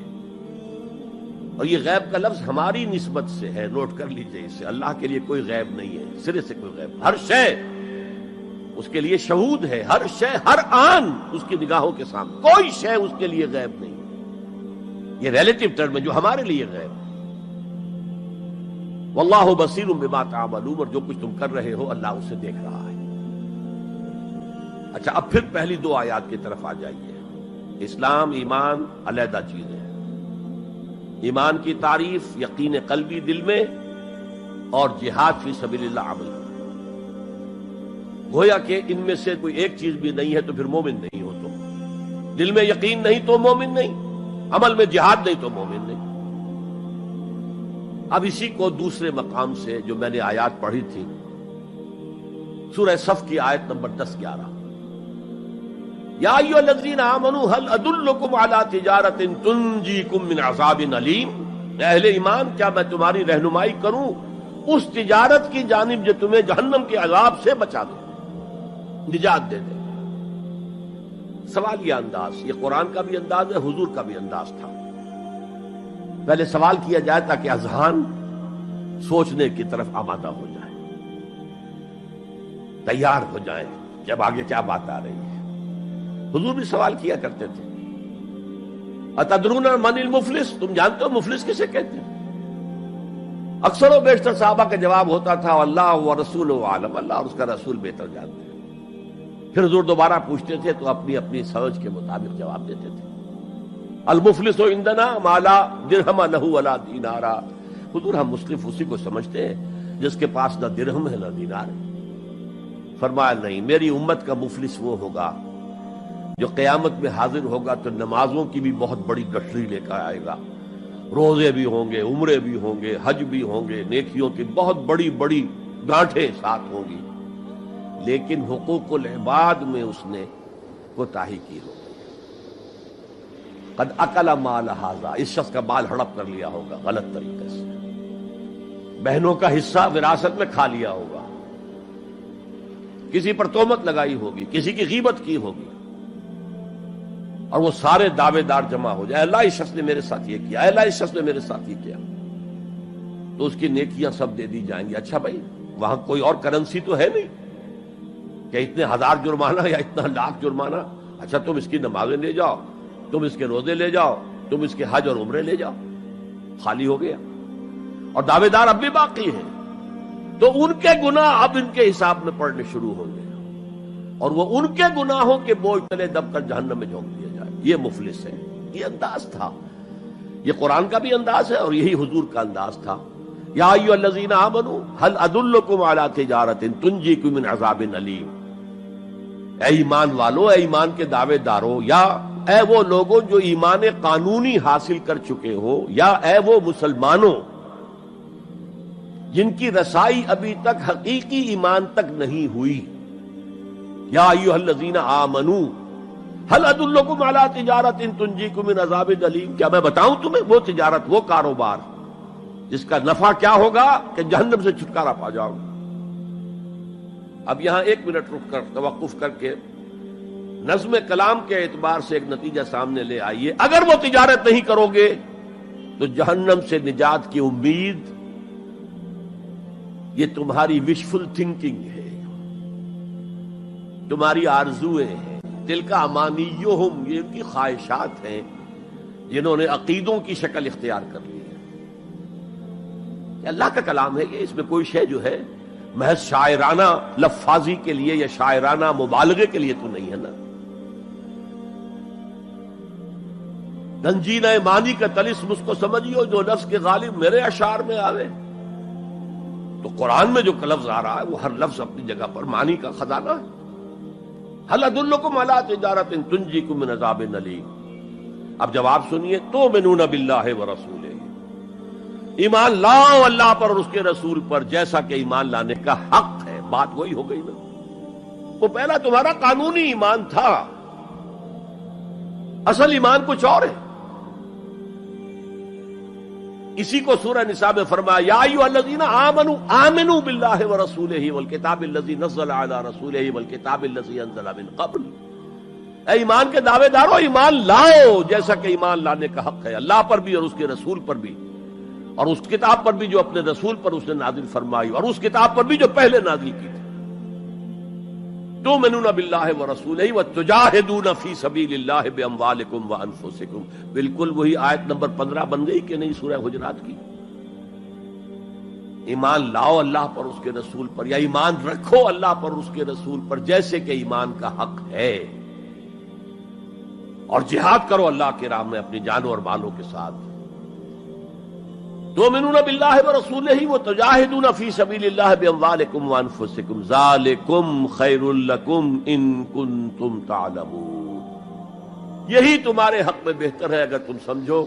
اگرچہ بظاہر تو گھاٹے کا سودا ہے دنیاوی اعتبار سے، اللہ کی راہ میں جہاد کرنا جان کا اندیشہ، قتال کے لیے نکلنا جان کا، جو اگر بچ کے آ گئے تو ایک نئی زندگی سمجھیے، ورنہ انسان میدان جنگ میں جاتا ہے تو جان ہتھیلی پر رکھ کر جاتا ہے.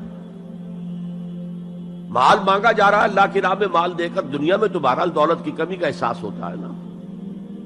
اگرچہ تمہیں گھاٹے کا سودا نظر آتا ہے، حقیقت میں یہی نفع کا سودا ہے اگر تمہارے پاس علم حقیقی ہے.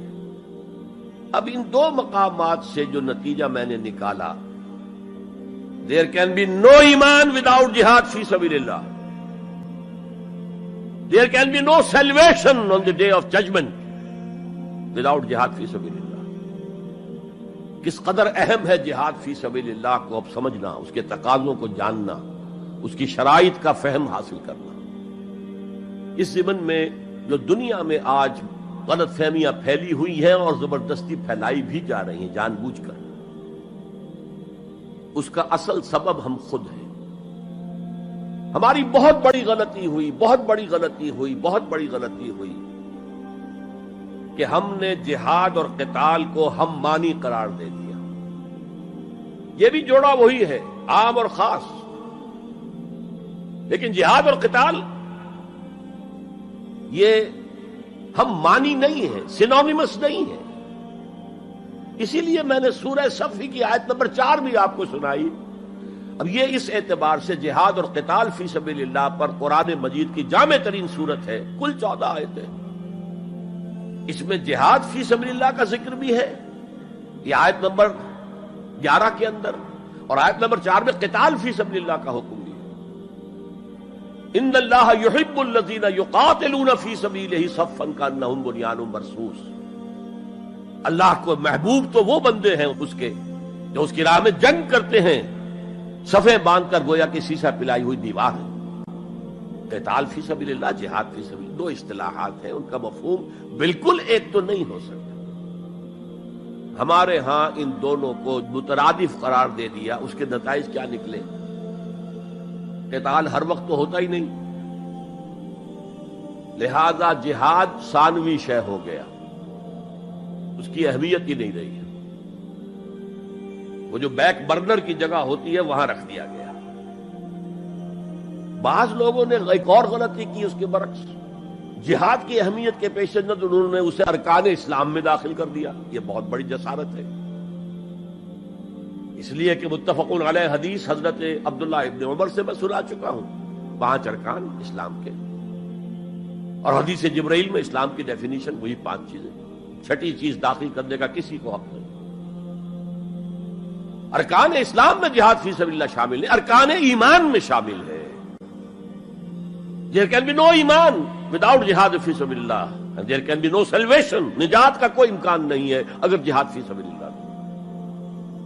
ہم نے مترادف بنا کر ایک طرف تو سیکنڈری حیثیت دے دی اس کو، اور اس سے ستم والا ہے ستم. مسلمان جنگ کرے وہ جہاد فی سبیل اللہ ہے. مسلمان بادشاہ ہے، زانی ہے، شرابی ہے، بدماش ہے، عیاش ہے، اور وہ صرف کسی اپنے پڑوسی غیر مسلم ملک پر حملہ کر رہا ہے تاکہ اس کی ریونیوز بڑھ جائیں، اس کی آمدنی بڑھ جائے، اس کی عیاشیوں کا میں اضافہ ہو جائے، وہ اور زیادہ بڑے محل بنائے، تو اس کی جنگ جہاد فی سبیل اللہ ہوگی. ہم نے بدنام کیا جہاد فی سبیل اللہ. اب غیر مسلم تو یہ سب کچھ دیکھتے ہیں، جہاد کسے کہتے ہیں؟ اسی کے اعتبار سے پھر مفہوم ان کے سامنے آتا. یہ مغالطہ ہم نے ڈالا، اس کے نتائج آج ہم بھگت رہے ہیں. اب سمجھیے مثبت طور پر جہاد فی سبیل اللہ ہے کیا، اس کے مراحل کیا ہیں. ایک 9 سٹوریڈ بلڈنگ کا آپ تصور کریں گے جس کی اس نویں منزل پر جا کر قتال آئے گا، اس سے پہلے نہیں. لیکن اس سے بھی پہلے لفظی معنی کیا ہے جہاد کے؟ جہاد کا لفظ بنا جوہد سے. جوہد کے معنی کوشش، جد و جہد اردو میں ہم بولتے ہیں، اور آج کے عنوان میں بھی جد و جہد ہی کا لفظ استعمال ہوا ہے. لیکن جیسا کہ میں نے کہا تھا، مختلف ابواب میں آنے سے معنی بدلتے ہیں. جہاد یا مجاہدہ، جوہد یک طرفہ ہے، کوشش، کسی کام کے لیے آپ کوشش کر رہے ہیں. To exert yourself for something, for some objective. لیکن جہاد یا مجاہدہ بنے گا جبکہ دو افراد ایک دوسرے کے مقابلے میں آ کر کوشش کر رہے ہیں، رسا کشی ہو رہی ہے. لہذا کوشش اور کشاکش، اس میں جو فرق ہے، رسا کشی، ایک ٹیم ادھر ہے ایک ادھر ہے، وہ رسے کو ادھر کھینچ رہی ہے وہ ادھر کھینچ رہی ہے، یہ دو طرفہ عمل ہے جہاد یا مجاہدہ. اسی طریقے سے قتل اور مقاتلہ یا قتال، کوئی شخص جا رہا تھا آپ نے شوٹ کر دیا، یہ قتل ہے، یک طرفہ عمل ہے. دو فوجیں آمنے سامنے ہیں، یہ ان کو قتل کرنا چاہتے ہیں وہ ان کو قتل کرنا چاہتے ہیں، یہ قتال ہے، یہ جنگ ہے.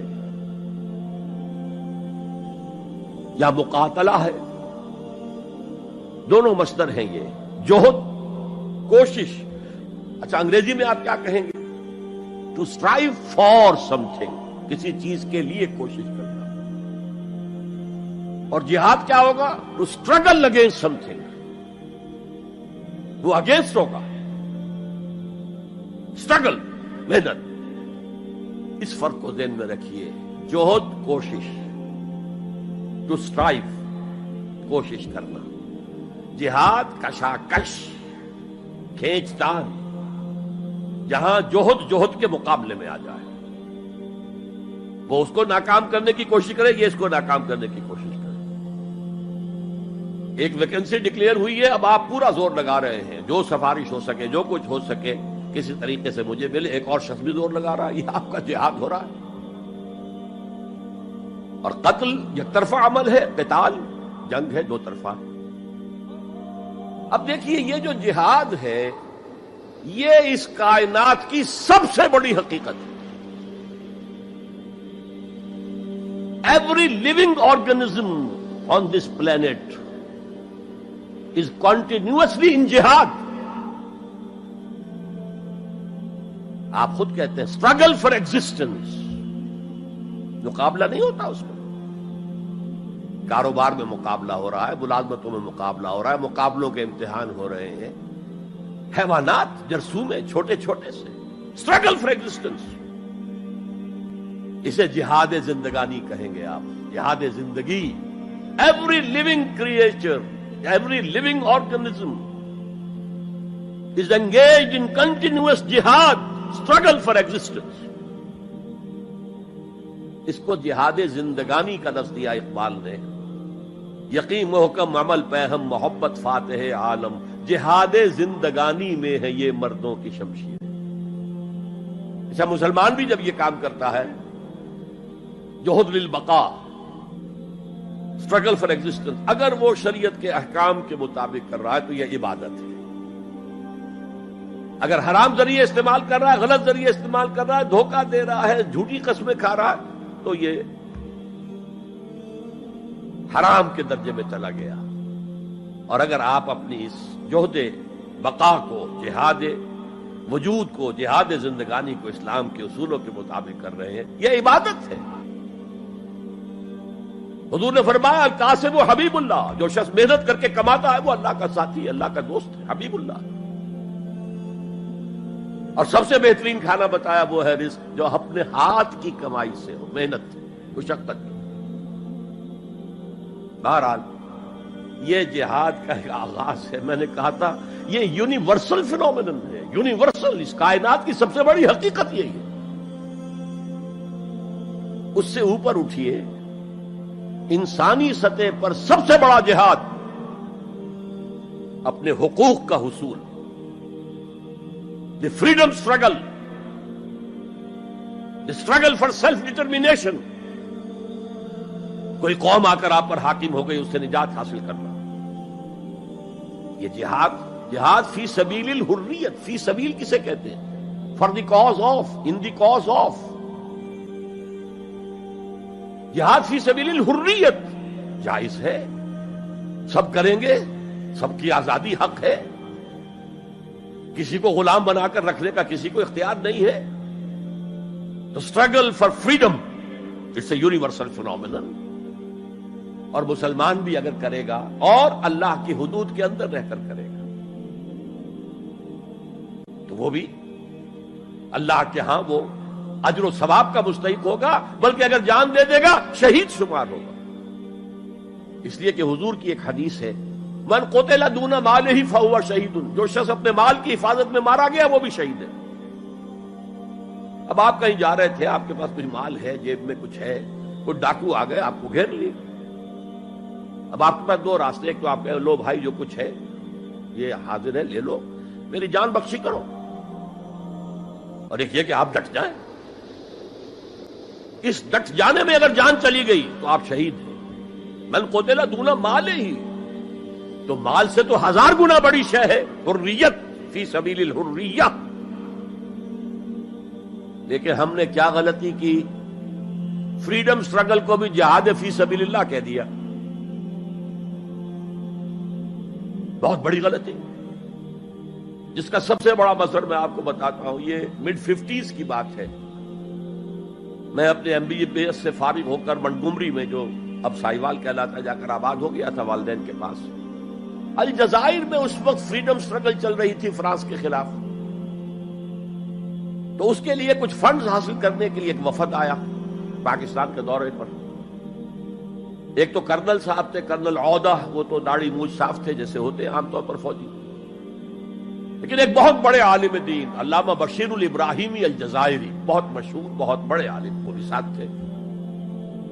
انہوں نے جو تقریر کی عربی میں، جہاد فی سبیل اللہ، جہاد فی سبیل اللہ، واقعہ یہ کہ وجد میں آ گیا پورا مجمع.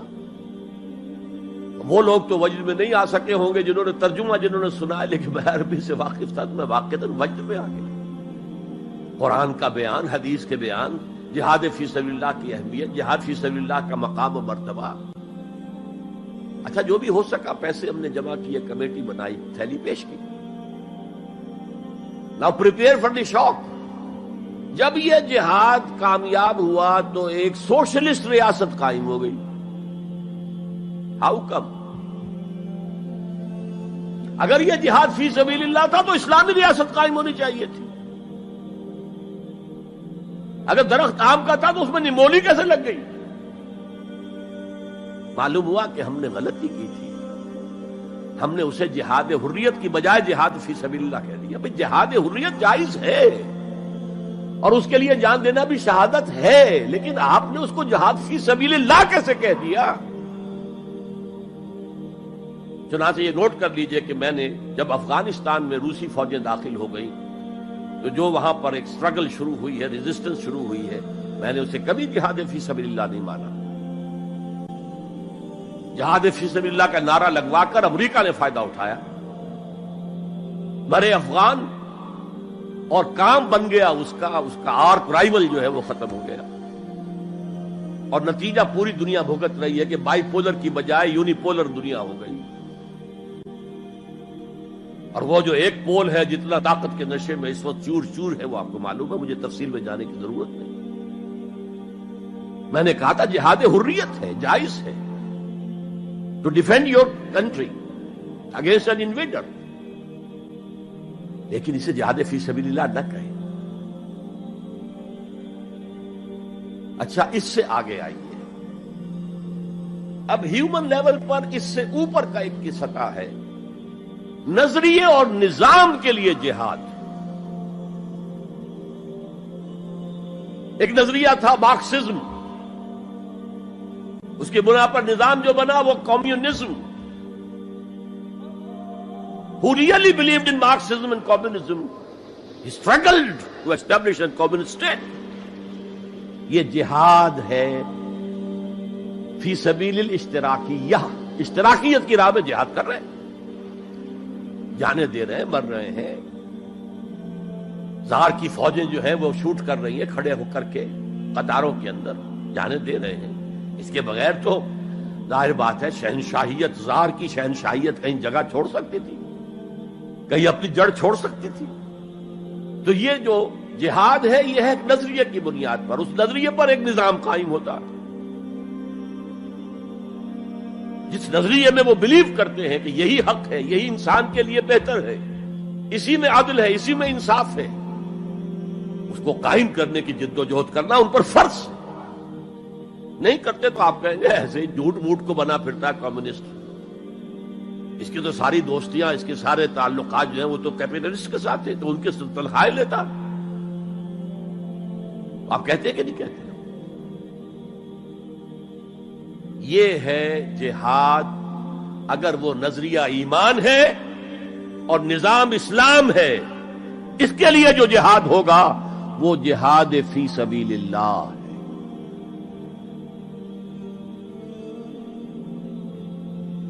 کسی اور مقصد کے لیے یہ جہاد کو آپ جہاد فی سبیل اللہ نہیں کہہ سکتے۔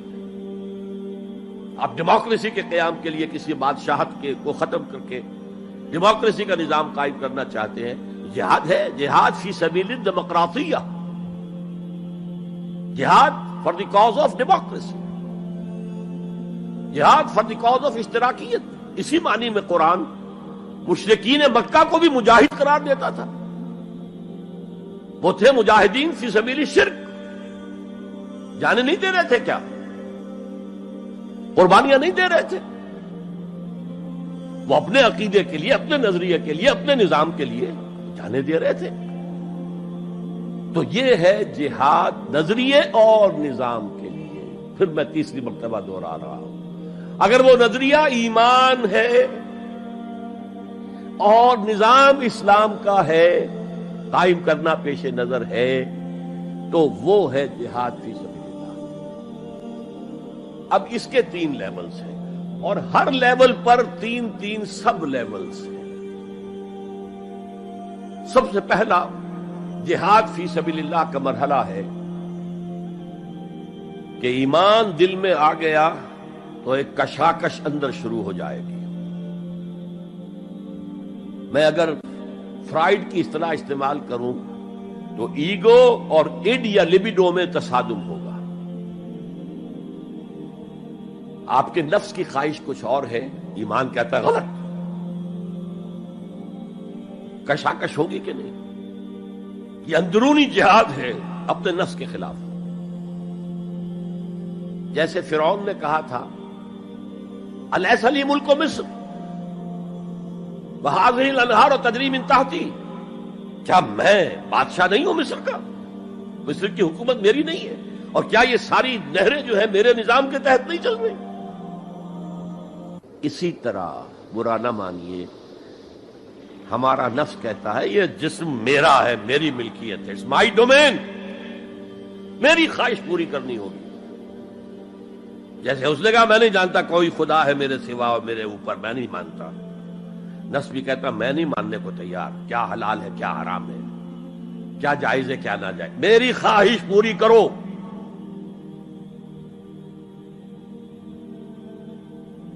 اس کے خلاف جہاد، یہ پہلی منزل کا جہاد ہے۔ اور آپ کو معلوم ہے 3 منزلہ عمارت ہے، تو بلند ترین تو ہے تیسری منزل، اہم ترین ہے پہلی منزل۔ پہلی منزل بنے گی تو دوسری بنے گی، دوسری ہوگی تو تیسری بنے گی نا۔ پہلی منزل یہ ہے اور اہم ترین یہ ہے۔ اسی لیے مولانا روم نے کہا نفس ماں ہم کم ترس فرعون نیست، میرا نفس بھی فرعون سے کم نہیں ہے، لیکن ایراعون نیست، اس کے پاس لاؤ لشکر تھا، اس نے زبان سے بھی کہہ دیا تھا انا ربکم الاعلی، میں ہوں خدا۔ میرا نفس بیچارہ اس کے پاس کوئی لاؤ لشکر نہیں، زبان سے تو یہ کچھ نہیں کہتا، اندر یہی کہتا میں بادشاہ ہوں اس وجود کا، میری مرضی پوری۔ تو اسٹرگل اگینسٹ دس بیسر سیلف، ایک سیلف ہے اونچی سیلف، خودی، انا، ایگو، اور ایک ہے یہ بیسر سیلف یمانی جبلتیں جو اندھی بہری ہیں، جو حلال اور حرام سے انہیں کوئی غرض نہیں ہے، ان کے خلاف جہاد کرنا۔ آپ نے فرمایا صلی اللہ علیہ وسلم، المجاہد من جاہد نفسہ، اصل مجاہد وہ ہے جو اپنے نفس کے خلاف جہاد کر سکے۔ تمہارے اندر یہ دشمن تو بیٹھا ہوا ہے، تکڑا ہے، تمہیں کنٹرول کر رہا، چلے آؤ باہر کے دشمنوں سے جہاد کرنے کے لیے۔ تم نے ٹانگے کو گھوڑے کے آگے باندھ دیا۔ اور ایک دفعہ حضور سے پوچھا گیا، ای الجہاد افضل یا رسول اللہ، اے اللہ کے رسول سب سے افضل جہاد کون سا ہے؟ فرمایا ان تجاہد نفسک فی طاعت اللہ، اپنے نفس کے خلاف جہاد کرو، اسے اللہ کا مطیع کرو۔ یہ جو اندر کی کشمکش ہے، کشاکش ہے، یہ جہاد فی سبیل اللہ کا نقطہ آغاز، اللہ کا مطیع بنانا ہے نفس کو۔ اس کے ساتھ دو سب لیول اور ہیں۔ اس نفس کو بھڑکانے والی ایک قوت ہے انویزیبل، اور ویزیبل بھی ہے۔ انویزیبل قوت سب سے بڑی ابلیس، شیطان، لعین، اور اس کے چیلے چاٹے جنات میں سے، اور ویزیبل میں انسانوں میں جو اس کے ایجنٹ ہیں، جو فحاشی کو کلچر کا نام دے، یہ اس ابلیس کے چیلے ہیں۔ ان کے خلاف جہاد نہیں کریں گے آپ، اگر آپ ان کے خلاف ایگریسو ایٹیٹیوڈ اختیار نہیں کریں گے تو آپ ان کے دباؤ میں آ جائیں گے۔ ان الشیطان لکم عدو فاتخذوہ عدوا، اے لوگوں یہ شیطان تمہارا دشمن ہے، اس کو اپنا دشمن سمجھو۔ وہ تمہیں سبز باغ دکھاتا ہے، بدی کو مزین کر کے دکھاتا ہے، اچھے اچھے نام اس کے رکھ دیتا ہے، اور تمہیں آمادہ کرتا ہے بدی کے ارتکاب پر۔ نہیں، وہ تمہارا دشمن ہے۔ افتتخذونہ وذریتہ اولیاء من دونی، تم مجھے چھوڑ کر اسے اور اس کے چیلے چانٹوں کو تم اپنا دوست بناتے ہو۔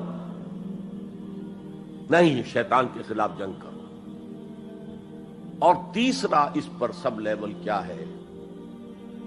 معاشرہ اگر بگڑا ہوا ہے، اس کا عمومی رجحان برائی کی طرف ہے، تو سوشل پریشرز آپ کو ادھر دھکیلتے ہیں۔ جیسے کہ اگر کوئی موب جا رہا ہے تو اس کے ساتھ چلنا تو بہت آسان ہے، وہ خود ہی آپ کو دھکیلتا ہوا لے جائے گا۔ اس کے خلاف چلنا بہت مشکل کا ہو سکتا ہے۔ آپ بڑی زور لگا کے 4 قدم آگے بڑھیں، پھر کو ریلا آئے 10 قدم پیچھے لے جائے۔ تب دو ہی راستے ہیں، زمانہ باتوں نہ سازت تو بعد زمانہ بے ساز۔ یا تو پیسو معاملہ ہے، زمانہ تمہارے ساتھ سازگاری نہیں کرتا، چھوڑو تم زمانے کے ساتھ سازگاری اختیار کر لو، چلو تم ادھر کو ہوا ہو جدھر کی۔ ایک یہ ہے کہ نہیں، زمانہ باتوں نہ سازت تو بعد زمانہ ستیس۔ زمانہ اگر تمہارے ساتھ سازگاری نہیں کر رہا تو زمانے سے جنگ کرو، لڑو، ریزسٹ کرو۔ تو 3 جہاد ہو گئے فرسٹ لیول کے، 3 سب لیولز۔ نفس امارہ، اڈ، لیبیڈو، نفس حیوانی کے خلاف جہاد، اس کو بھڑکانے والے، وسوسہ اندازی کرنے والے، اس میں پھونکے مارنے والے، شیطان اور اس کی ذریت مانوی اور ذریت نسلی، جنات اور انسانوں میں جو اس کے ایجنٹ ہیں، ان کے خلاف جہاد، معاشرے کے خلاف ایک سٹرگل۔ اب یہ 3 جہاد آپ نے کر لیے، اللہ توفیق دے ہم میں سے ہر ایک کو، تو اب یہ جہاد آپ کے جسم سے باہر نکلے گا، خارج میں آئے گا۔ دوسری منزل ہے نظریاتی تصادم۔ اگر آپ نے ایمان کا نظریہ اختیار کیا ہے تو الحاد کا نظریہ رکھنے والے بھی موجود ہیں۔ آپ نے توحید کے نظریے کو اختیار کیا ہے تو مشرکانہ عقائد رکھنے والے بھی موجود ہیں۔ They are bound to resist. اس کے خلاف جہاد کرنا ہوگا، محنت کرنی ہوگی، اپنی بات کو دلائل سے ثابت کرنا ہوگا، اپنی بات کو اچھے انداز میں، حسن اسلوب سے لوگوں کے دلوں تک پہنچانا ہوگا۔ ظاہر بات ہے وقت لگے گا، جان کھپے گی، اور اگر آپ انتہائی سنسیئر ہیں، یہ آپ کا ایک لائف لانگ اور ہول ٹائم جو ہے آپ کی انگیجمنٹ ہوگی ہے. اینڈ ٹائم از منی. جہاد بالمال، جہاد بالنفس. یہ ہے دعوت و تبلیغ کہہ لیں اسے، اپنے نظریات کو پھیلانا کہہ لیں. آخر مارکسسٹ نے اپنے نظریات کو پھیلایا پہلے پیور فلسفی کی سطح پر، ٹاپ انٹلیکچوئلز کو دنیا کے انہیں پوزیس کیا. اس کے بعد ادب کے ذریعے سے، ڈراموں کے ذریعے سے، شاعری کے ذریعے سے، افسانوں کے ذریعے سے وہ فکر جو تھا طبقاتی شعور، کلاس کانشسنس کا شعور پیدا کیا. اور ہوتے ہوتے یہاں تک کہ ریڑی والے کی زبان پر بھی لفظ آ گیا استحصال. او اتنا ثقیل عربی لفظ، استحصال کر رہے ہیں. یہ سارا کام یوں ہی تو نہیں ہو گیا. کتنے ادیبوں نے، کتنے ڈرامہ نویسوں نے، کتنے شاعروں نے اس فلسفے کو پھیلایا ہوگا. اچھا، اس کے بھی 3 سب لیولز ہیں. ہر انسانی معاشرہ 3 سطح کے لوگوں پر مشتمل ہے. ایک انٹلیکچوئل مائنورٹی ہوتی ہے، انٹیلیجنسیا ہوتا ہے، یا جسے ایک اور اصطلاح میں کہتے ہیں brain trust of the society. They control direction and destination of the society. ہوتے ہیں مائنورٹی، مائنیوٹ مائنورٹی، لیکن ان کا اور پوری قوم کا جو باہمی رشتہ ہے وہ کیا ہے؟ جیسے یہ دماغ اور پورا جسم. میری ٹانگیں مجھے لے کر چل سکتی ہیں، دوڑ سکتی ہیں، اگرچہ اب میں دوڑ نہیں سکتا گھٹنوں کے آپریشن کے بعد، لیکن بہرحال دوڑا بھی کرتا تھا. لیکن کدھر جانا ہے اس کا فیصلہ یہاں ہوتا ہے. یہ صلاحیت ٹانگوں میں نہیں ہے. ہاں، یہاں سے فیصلہ ہو دوڑو، دوڑیں گے. ہاتھ پکڑ سکتا ہے کسی چیز کو، کس کو پکڑے کس کو نہ پکڑے. ہو سکتا ہے کہ آپ نے ہاتھ بڑھا بھی دیا ہو، کسی کو لکڑی سوکھی سمجھ کر آپ جو ہے جنگل کے اندر سے ایندھن جمع کر رہے ہیں، اچانک آنکھ نے دیکھا وہ تو حرکت کر رہی ہے، فوراً اطلاع گئی، ارے یہ تو سانپ معلوم ہوتا ہے، یہاں سے حکم آیا ہاتھ کھینچ لو، فوراً کھینچ لیا. تو کنٹرول تو یہ کر رہا ہے نا. ماسز کسی معاشرے کی نہ ڈائریکشن معین کر سکتے ہیں، نہ اس کی ڈیسٹینیشن کا فیصلہ کر سکتے ہیں. یہ اس کا انٹیلیجنسیا ہے، یہ اس کا برین ٹرسٹ ہے، یہ اس کا انٹلیکچوئل ایلیٹ ہے. لہذا اس نظریاتی تصادم میں بھی پرائرٹی نمبر 1 وہ طبقہ ہے. اگر وہ آپ کے نظریات کے قائل نہیں ہوں گے، حامل نہیں ہوں گے، there can be no collective change in this society. افراد کچھ مل جائیں گے آپ کو، افراد کے اندر ہوتے ہیں جو قبول کر لیتے بس، لیکن معاشرہ ان کے کنٹرول میں. اور اس سطح کے لوگوں کو دعوت دینا، تبلیغ کرنا آسان کام نہیں. آپ کو دلیل سے بات کرنی ہوگی، آپ کو ان کے نظریات کا تجزیہ کرنا ہوگا، اس میں کتنا حصہ غلط ہے، کتنا صحیح ہے. ان کے دماغوں میں مارکسزم گھسا ہوا ہے، ان کے دماغوں میں فرائیڈزم گھسا ہوا ہے، ان کے دماغوں میں ڈاروینزم گھسا ہوا ہے، ان کے دماغوں میں لاجیکل پازیٹیوزم گھسا ہوا ہے. ہاں، کچھ لوگ رہے ہیں آئیڈیلسٹ بھی. ایک ہندوستان میں مسلمان پیدا ہوا آئیڈیلسٹ فلسفی علامہ اقبال، اور دوسرے ہندو رادھا کرشنن، بہت بڑے آئیڈیلسٹ، اس میں کوئی شک نہیں. اور ان کو اللہ نے لمبی عمر بھی دی، تو انہوں نے جو تصانیف فلسفے پر لکھی ہیں علامہ اقبال نہیں لکھ پائے. تو یہ جو طبقہ ہے یہ عام واعظ و نصیحت سے اثر قبول نہیں کرتا. Because there is a barrier in their minds, in their brains. You have to pierce through that barrier, and only then you can approach their hearts. ان کے دلوں تک رسائی نہیں ہو سکتی براہ راست جب تک کہ یہ خول جو ہے، یہ نظریاتی خول، اس کو پیئرس نہ کیا جائے. اور اس کو پیئرس کرنا آسان نہیں ہے. کچھ ذہین نوجوان، فطین نوجوان، اعلیٰ صلاحیتوں والے نوجوان اپنی پوری زندگی اسی کام کے لیے وقف کریں کہ ایک طرف ان جدید علوم و نظریات کو گہرائی میں اتر کر پڑھنا ہے اور سمجھنا ہے. جب تک آپ ان نظریات کو جانیں گے نہیں، نفی کیسے کریں گے؟ آپ کیسے آج تجزیہ کریں گے کہ اس میں یہ حصہ صحیح ہے یہ حصہ غلط ہے؟ اور دوسری طرف قرآن کی گہرائی میں غوطہ زنی کرنی ہے تاکہ ہدایت جو اللہ کی آئی ہوئی ہے اس کو آپ اچھی طرح سمجھیں، اور پھر اس نور کی روشنی میں پھر آپ لوگوں کو ان چیزوں کے خلاف متنبع کریں کہ اس میں یہ غلطی ہے، اس میں یہ غلطی ہے، اکنامکس کی یہ تھیوری غلط ہے، باطل ثابت ہو چکی ہے، ڈارونزم جو ہے وہ بایولوجی کے میدان میں شکست دیا جا چکا ہے۔ لیکن یہ کہ یہ تو کام کرنا جو ہے it's a lifelong affair. اب ظاہر بات ہے آپ کے علم میں شاید ہو کہ جب مارکس کتاب لکھ رہا تھا داس کیپیٹال تو اسے فاقے آ رہے تھے، اسے کچھ سپورٹ کرتا تھا اینجلز، لیکن یہ کہ کچھ عرصہ ایسے بھی ہوا ہے کہ وہ بھی سپورٹ نہیں کر سکتے، لیکن پھر اس کی کتاب نے دنیا کو پوزیس کیا ہے، اس کے فلسفے نے لوگوں کو اپنی گرفت میں لیا ہے، تبھی تو پھر انقلاب برپا ہوا۔ اسی طریقے سے جب تک کہ کچھ نوجوان اسے اپنا پوری زندگی کا کیریئر نہیں بنائیں گے، اس کا کوئی امکان نہیں ہے کہ اس طبقے میں آپ کوئی ڈینٹ بھی ڈال سکے۔ اور اگر یہ نہیں ہوگا تو society as a whole, the state as a whole will never accept any change.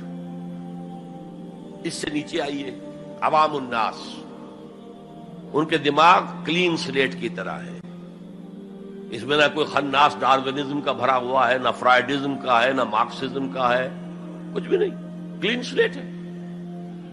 اس کو واعظ و نصیحت کے ذریعے سے ایسی بات جو از دل خیزت بر دل ریزت، دل سے اٹھے دل پہ اتر جائے، سادہ ترین زبان میں بھی بات کروں وہ قبول کریں گے، بس صرف اس کی ایک شرط ہے، آپ کا عمل بھی گواہی دے رہا ہو کہ آپ واقعی جو کہہ رہے ہیں اس پر خود بھی عمل پیرا ہے۔ یہ اگر پہلی منزل آپ سر کر آئے ہیں تب تو ٹھیک ہے، اگر پہلی منزل آپ نے سر نہیں کی اور آپ شروع ہو گئے مبلغ کی حیثیت سے، تو ایسا مبلغ جو ہے وہ اسلام کو بدنام کرے گا۔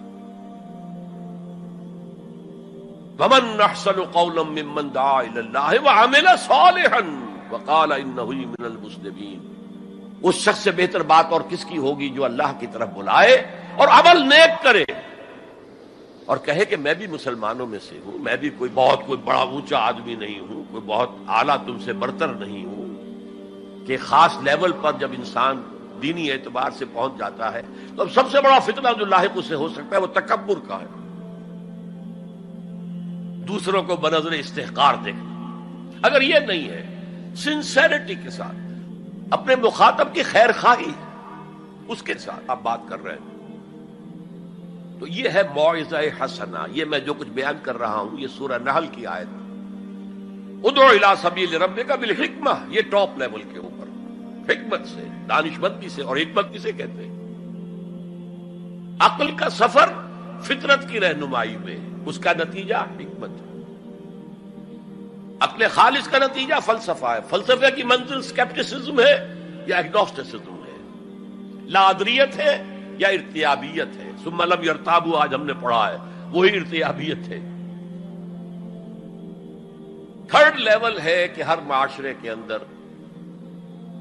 کچھ جنہیں ہم سمجھیں گے کہ گمراہ کن طبقات ہیں، گمراہ کرنے والے، ان کی تبلیغی سول سروس موجود ہوتی ہے، انہیں تنخواہیں ملتی ہیں اسی کی کہ وہ آپ کے نظریے کی نفی کریں اور اپنا نظریہ، اپنا عقیدہ پھیلائیں۔ یہ لوگ ادھار کھائے بیٹھے ہوتے ہیں، یہ سمجھنے کے موڈ میں کبھی نہیں ہوتے، ان کا تو انداز مناظرانہ ہوتا ہے، بس سمجھنا سمجھانا پیش نظر نہیں ہوتا۔ You have to meet them in their own elements. اگر نہیں کریں گے تو عوام الناس پر بہت برا اثر ہوگا، عوام الناس جو ہیں وہ تو پھر زیر اثر آ جائیں گے ان کے، جیسے کہ پادری فینڈر آیا تھا انڈیا میں ابھی جب کہ ایسٹ انڈیا کمپنی کی حکومت شروع ہوئی تھی، کلکتے ہی سے انگریز شروع ہوئے تھے، کلکتے ہی سے مشنری وقت شروع ہوا تھا، وہیں پہلا پریس لگا تھا، وہیں اردو کی بائبل چھپی تھی، اور اس نے تمام مسلمان علماء سے مناظرے کیے، بنگال کے، بہار کے، یو پی کے، سب کو ہراتا ہوا، شکست دیتا ہوا دلی پہنچ گیا، اور دلی کی جامع مسجد کی سیڑھیوں پر کھڑے ہو کر اس نے اعلان کیا، اے مسلمانوں، میں وہاں سے یہاں تک آ گیا ہوں، تمہارا کوئی عالم میرا مقابلہ نہیں کر سکا۔ اس کی وجہ یہ کہ ہمارے علماء نہ بائبل پڑھتے تھے نہ تورات پڑھتے تھے. ان کا اصل سبجیکٹ تھا فقہ، اس لیے کہ انہیں سرکاری جو حکومت مسلمانوں کی تھی اس کے اندر قاضی اور مفتی کے عہدے اور قاضی اور خطیب جامع مسجد کے یہ عہدے تھے. تو سول سروس کے لیے جو نصاب بنا ہوا تھا وہاں اس میں قانون کی اہمیت تھی سب سے زیادہ، تو فقہ پڑھتے تھے. اور وہ لوگ تیار ہو کر آتے تھے پوری طرح عربی سے واقف ہے، قرآن سے واقف ہے، تو مقابلہ کیسے ہو؟ اور اگر اس وقت کوئی شخص مقابلے میں نہ آ سکتا. ایک تو عجیب بات نوٹ کیجئے کہ اس وقت اسلام اور توحید کا دفاع کرنے والا سب سے بڑا ایک ہندو تھا، راجا رام موہن رائے. آئینہ تثلیث اس نے کتاب لکھی ہے جس میں کہ ٹرینٹی جو عیسائیت کی بنیاد ہے اس کی نفی کی اور توحید کا اس بات کیا. بہرحال پادری فینڈر کے مقابلے میں کوئی اگر نہ آتا تو کیا اثر ہوتا علماء پر؟ ویسے ہمیں انگریزوں نے فتح کر لیا، ہمارے مذہب کو عیسائیوں نے فتح کر لیا، لیکن اللہ کا فضل ہوا، کرم ہوا. ضلع مظفر نگر کا ایک قصبہ کیرانہ ہے، مولانا رحمت اللہ کیرانوی رحمت اللہ علیہ وہ میدان میں آئے، انہوں نے شکست فاش دی، فینڈر کو بھاگ گیا ہندوستان سے. تو یہ جدال اس کو قرآن کہتا ہے، مناظرہ نہیں، عام لفظ استعمال ہوتا ہے مناظرہ، قرآن کہتا ہے مجادلہ. لیکن اس کے لیے بھی کیا کہتا ہے؟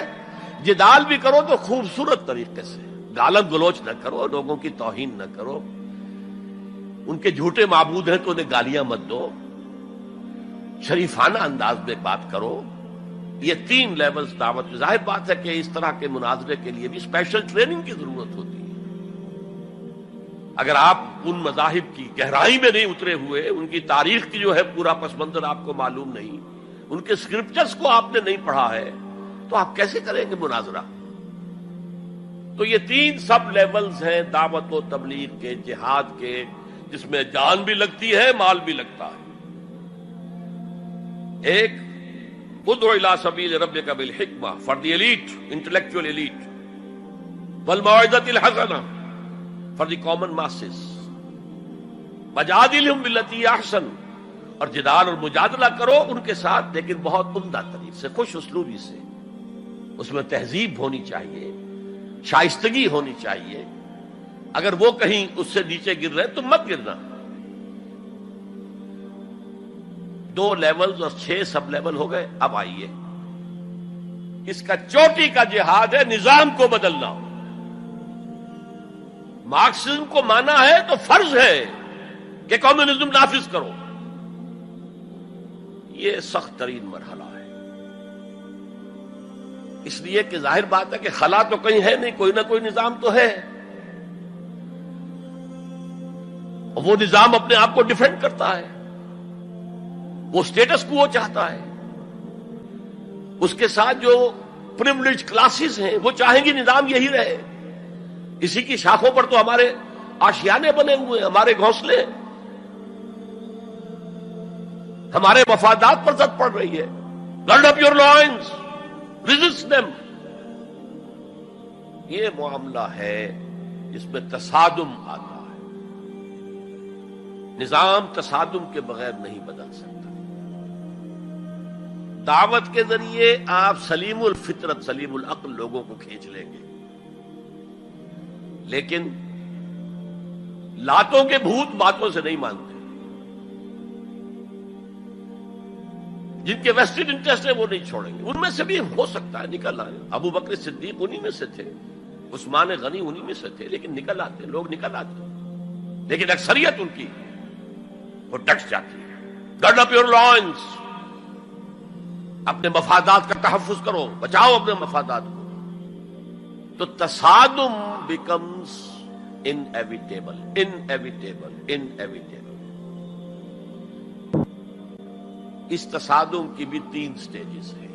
وہی میں نے کہا تھا نا، 3 سب سٹیجز ہر سٹیج پر. پہلی یہ ہے جسے پیسو ریزسٹنس کہا جائے گا. ظاہر بات ہے کہ کانفلکٹ تو انقلابی لوگوں نے پیدا کیا ہے نا. معاشرہ تو بس رہا تھا، غلام اپنے قسمت پر شاکر و صابر تھے، غربا کہتے تھے ہماری تقدیر ہی یہ ہے، ٹھیک ہے، اسی لیے تو مارکس نے کہا کہ یہ اوپیم آف دی ماسز ہے مذہب۔ اس نے کانفلکٹ کس نے پیدا کیا؟ جس نے کہا یہ غلط ہے، یہ نظام صحیح نہیں ہے، یہ ریپریسو ہے، یہ ایکسپلائٹیٹو ہے، یہ ڈسکریمنیٹو ہے، اس میں تقسیم دولت کا نظام غلط ہے۔ ایک طرف ارتکاز دولت ہے، دوسری طرف احتیاج ہے، بھوک ہے، مفلسی ہے، قلاشی ہے۔ جو یہ کہتے ہیں تو گویا کہ ایک تالاب پرسکون تھا، اس نے پتھر تو آپ نے مارا نا، اب جو لہریں اٹھیں گی تو be prepared to face the music. چنانچہ اور مارو ان کو قتل کرو، ان کو جیلوں میں ٹھونس دو، ان کو یہ کرو، ان کو وہ کرو۔ اس سارے معاملے میں پہلی سٹیج ہوگی اس نظریاتی اور نظام کے تصادم میں ٹیک آل پرسیکیوشن وداؤٹ اینی ریٹیلیشن۔ اگر آپ وائلنٹ ہو گئے فرام دی ویری بگننگ تو جو پاور اس وقت ہے موجود، جو نظام ہے اس کو ریپرزینٹ کرنے والی جو حکومت موجود ہے، وہ آپ کو کرش کر کے رکھ دیں گے۔ You have to buy time. اور اس کے لیے کیا ہے؟ وہ تمہیں مارے تم جواب نہ دو، وہ گالی دے تم انہیں دعائیں دو، وہ پتھر مارے تم پھول پیش کرو۔ ادفع باللتی ہی احسن، بہترین انداز میں دفاع کرو۔ اسے کہتے ہیں پیسو ریزسٹنس۔ حضور کی سیرت میں پورے 12 برس یہ حکم تھا، this was the order of the day, no retaliation whatsoever, no raising of hands even in self defence. اور یہ میں آپ کو بتا چکا ہوں، مہاتما گاندھی نے کہا، سرحدی گاندھی عبد الغفار خان سے، کہ میں نے یہ عدم تشدد جو ہے، تشدد کا جواب تشدد سے نہ دینا، یہ میں نے سیکھا ہے حضرت مسیح سے اور حضرت محمد سے صلی اللہ علیہ وسلم۔ حضرت مسیح کی زندگی پہلی سٹیج ہی پر تک رہی، آگے کی وہ مہم چلی ہی نہیں، اس لیے کہ آپ کو ریسپانس ملا ہی نہیں۔ کہتے ہیں کل 72 آدمی ایمان لائے تھے ان پر، اور ان میں سے بھی 12 تھے جو ان کے مخلص ساتھی تھے، حواریین تھے، ہر وقت ساتھ رہتے تھے، اور ان میں سے بھی ایک وہ تھا جس نے غداری کر کے گرفتار کرایا ہے، ان کی اپنی روایت کے مطابق۔ اس کو چھوڑیے، تفصیل میں نہیں جانے کی ضرورت نہیں۔ تو بہرحال اس سے اگلی سٹیج کیسے آتی ہے؟ دعوت وہ دیتے رہے، دعوت دیتے رہے، واز کہتے رہے، یہ سب کچھ کرتے رہے، سیکنڈ سٹیج تک رہے، تھرڈ سٹیج تک تو جب تک کہ قوت حاصل نہ ہو you can't proceed. If there is no response you can't go forward. لیکن یہ کہ حضور کی زندگی میں اگلی سٹیج آ گئی، ساتھی آئے، انہیں مارے کھانی پڑی، دہکتے ہوئے انگاروں پہ لٹایا گیا، جانوروں کی لاشوں کی طرح ان کی گردن کے اندر رسیاں باندھ کر انہیں گھسیٹا گیا گلیوں کے اندر، سب کچھ ہوا ہے، برداشت کیا، انہیں قتل بھی کیا گیا۔ حضرت سمیہ، حضرت یاسر پہلے مقتولین ہیں، میاں بیوی رضی اللہ تعالی عنہما، سب کچھ ہوا ہے، برداشت کرو، اسبرو، صبر کرو۔ اس کا ایک بہت بڑا نتیجہ نکلتا ہے، اس معاشرے میں جو سائلنٹ میجورٹی ہوتی ہے، وہ سائلنٹ میجورٹی سائلنٹ تو ہوتی ہے، ڈمب تو ہے، ڈیف نہیں ہے، بلائنڈ نہیں ہے۔ وہ بلال کی چیخیں تو سن رہی ہے نا، وہ دیکھ رہی ہے کس طرح دہکتے ہوئے انگاروں پر خباب بن الارت کو لٹایا گیا۔ یہ جو سائلنٹ میجورٹی ہوتی ہے، اب یہ سوچتی ہے یہ ان کے اوپر کیوں یہ تشدد آ رہا ہے؟ کیا بلال نے آقا کی کوئی چوری کر لی تھی؟ کہیں خدا نہ خواستہ خاکم و دہن آقا کی بیٹی کی عزت پر ہاتھ ڈال دیا؟ کیا کیا تھا جو یہ آقا جو ہے امیہ ابن خلف یہ کچھ کر رہا ہے اس کے ساتھ؟ اس کے بعد جب انہیں معلوم ہوتا ہے کوئی جرم نہیں ہے، صرف یہ کہتا ہے اللہ ایک ہے، میں اور اس کے ساتھ کسی کو شریک کرنے کو تیار نہیں، اور محمد اللہ کے رسول ہے، بس جرم ہے تو یہ ہے۔ اب اس کا کیا اثر پڑتا ہوگا اس سائلنٹ میجورٹی کو، اس کا آپ اندازہ کر لیجیے۔ ان کی ہمدردیاں اندر ہی اندر ان کے ساتھ ہو رہی ہیں، اگرچہ وہ گئے ہیں اپنے لیڈروں کے دباؤ کی وجہ سے غزوہ بدر میں، مفتوح تو پہلے سے ہو چکے تھے، جو دلوں کو فتح کر لے وہی فاتح زمانہ۔ بہرحال first stage is passive resistance, صبر محض. سیکنڈ، جب ذرا محسوس ہو ہمارے پاس طاقت ہے، we can risk a direct confrontation with the system, تو اس نظام کو کہیں سے چھیڑا جائے دکھتی رکھ کو. دیکھیے گاندھی جی کی موومنٹ میں عرض کر چکا ہوں، پہلے کیا تھا؟ Non violent, naan cooperation. کوئی جرم تو نہیں ہے، ہم نہیں پہنتے تمہارے کپڑے، کیا کوئی قانون ہے یہ؟ لیکن سیکنڈ سٹیج کیا آئی؟ یہ چھیڑنا تھا اس کو. نان وائلنٹ سول ڈس اوبیڈینس. ہم پرماتما کے سمندر سے پرماتما کا بنایا ہوا نمک لینے جا رہے ہیں، ہم نے تو کسی کو کچھ نہیں کہا. But it amounted to challenging the taxation policy of British India. اب لاٹھیاں پڑی ہیں، جیلوں میں ٹھونسے گئے ہیں، سب کچھ برداشت کیا ہے، کھڑے رہے ہیں، مضبوط رہے. تو یہ سٹیج آتی ہے جب یہ سمجھا جائے کہ ہاں اب طاقت ہے ہمارے پاس، we can risk a direct confrontation with the system. اس میں حضور نے کیا کیا تھا؟ مدینے میں جا کر آپ نے 6 مہینے لگائے تھے، 3 کام جن سے کہ اپنی پوزیشن کنسالیڈیٹ کی. مدینے میں کنسٹرکشن آف دی ماسک، وہ مرکز بن گیا، وہی حکومت، وہی دار الشورا، وہی تزکیے کی جگہ، وہی نماز کی جگہ، سب کچھ وہی تھا.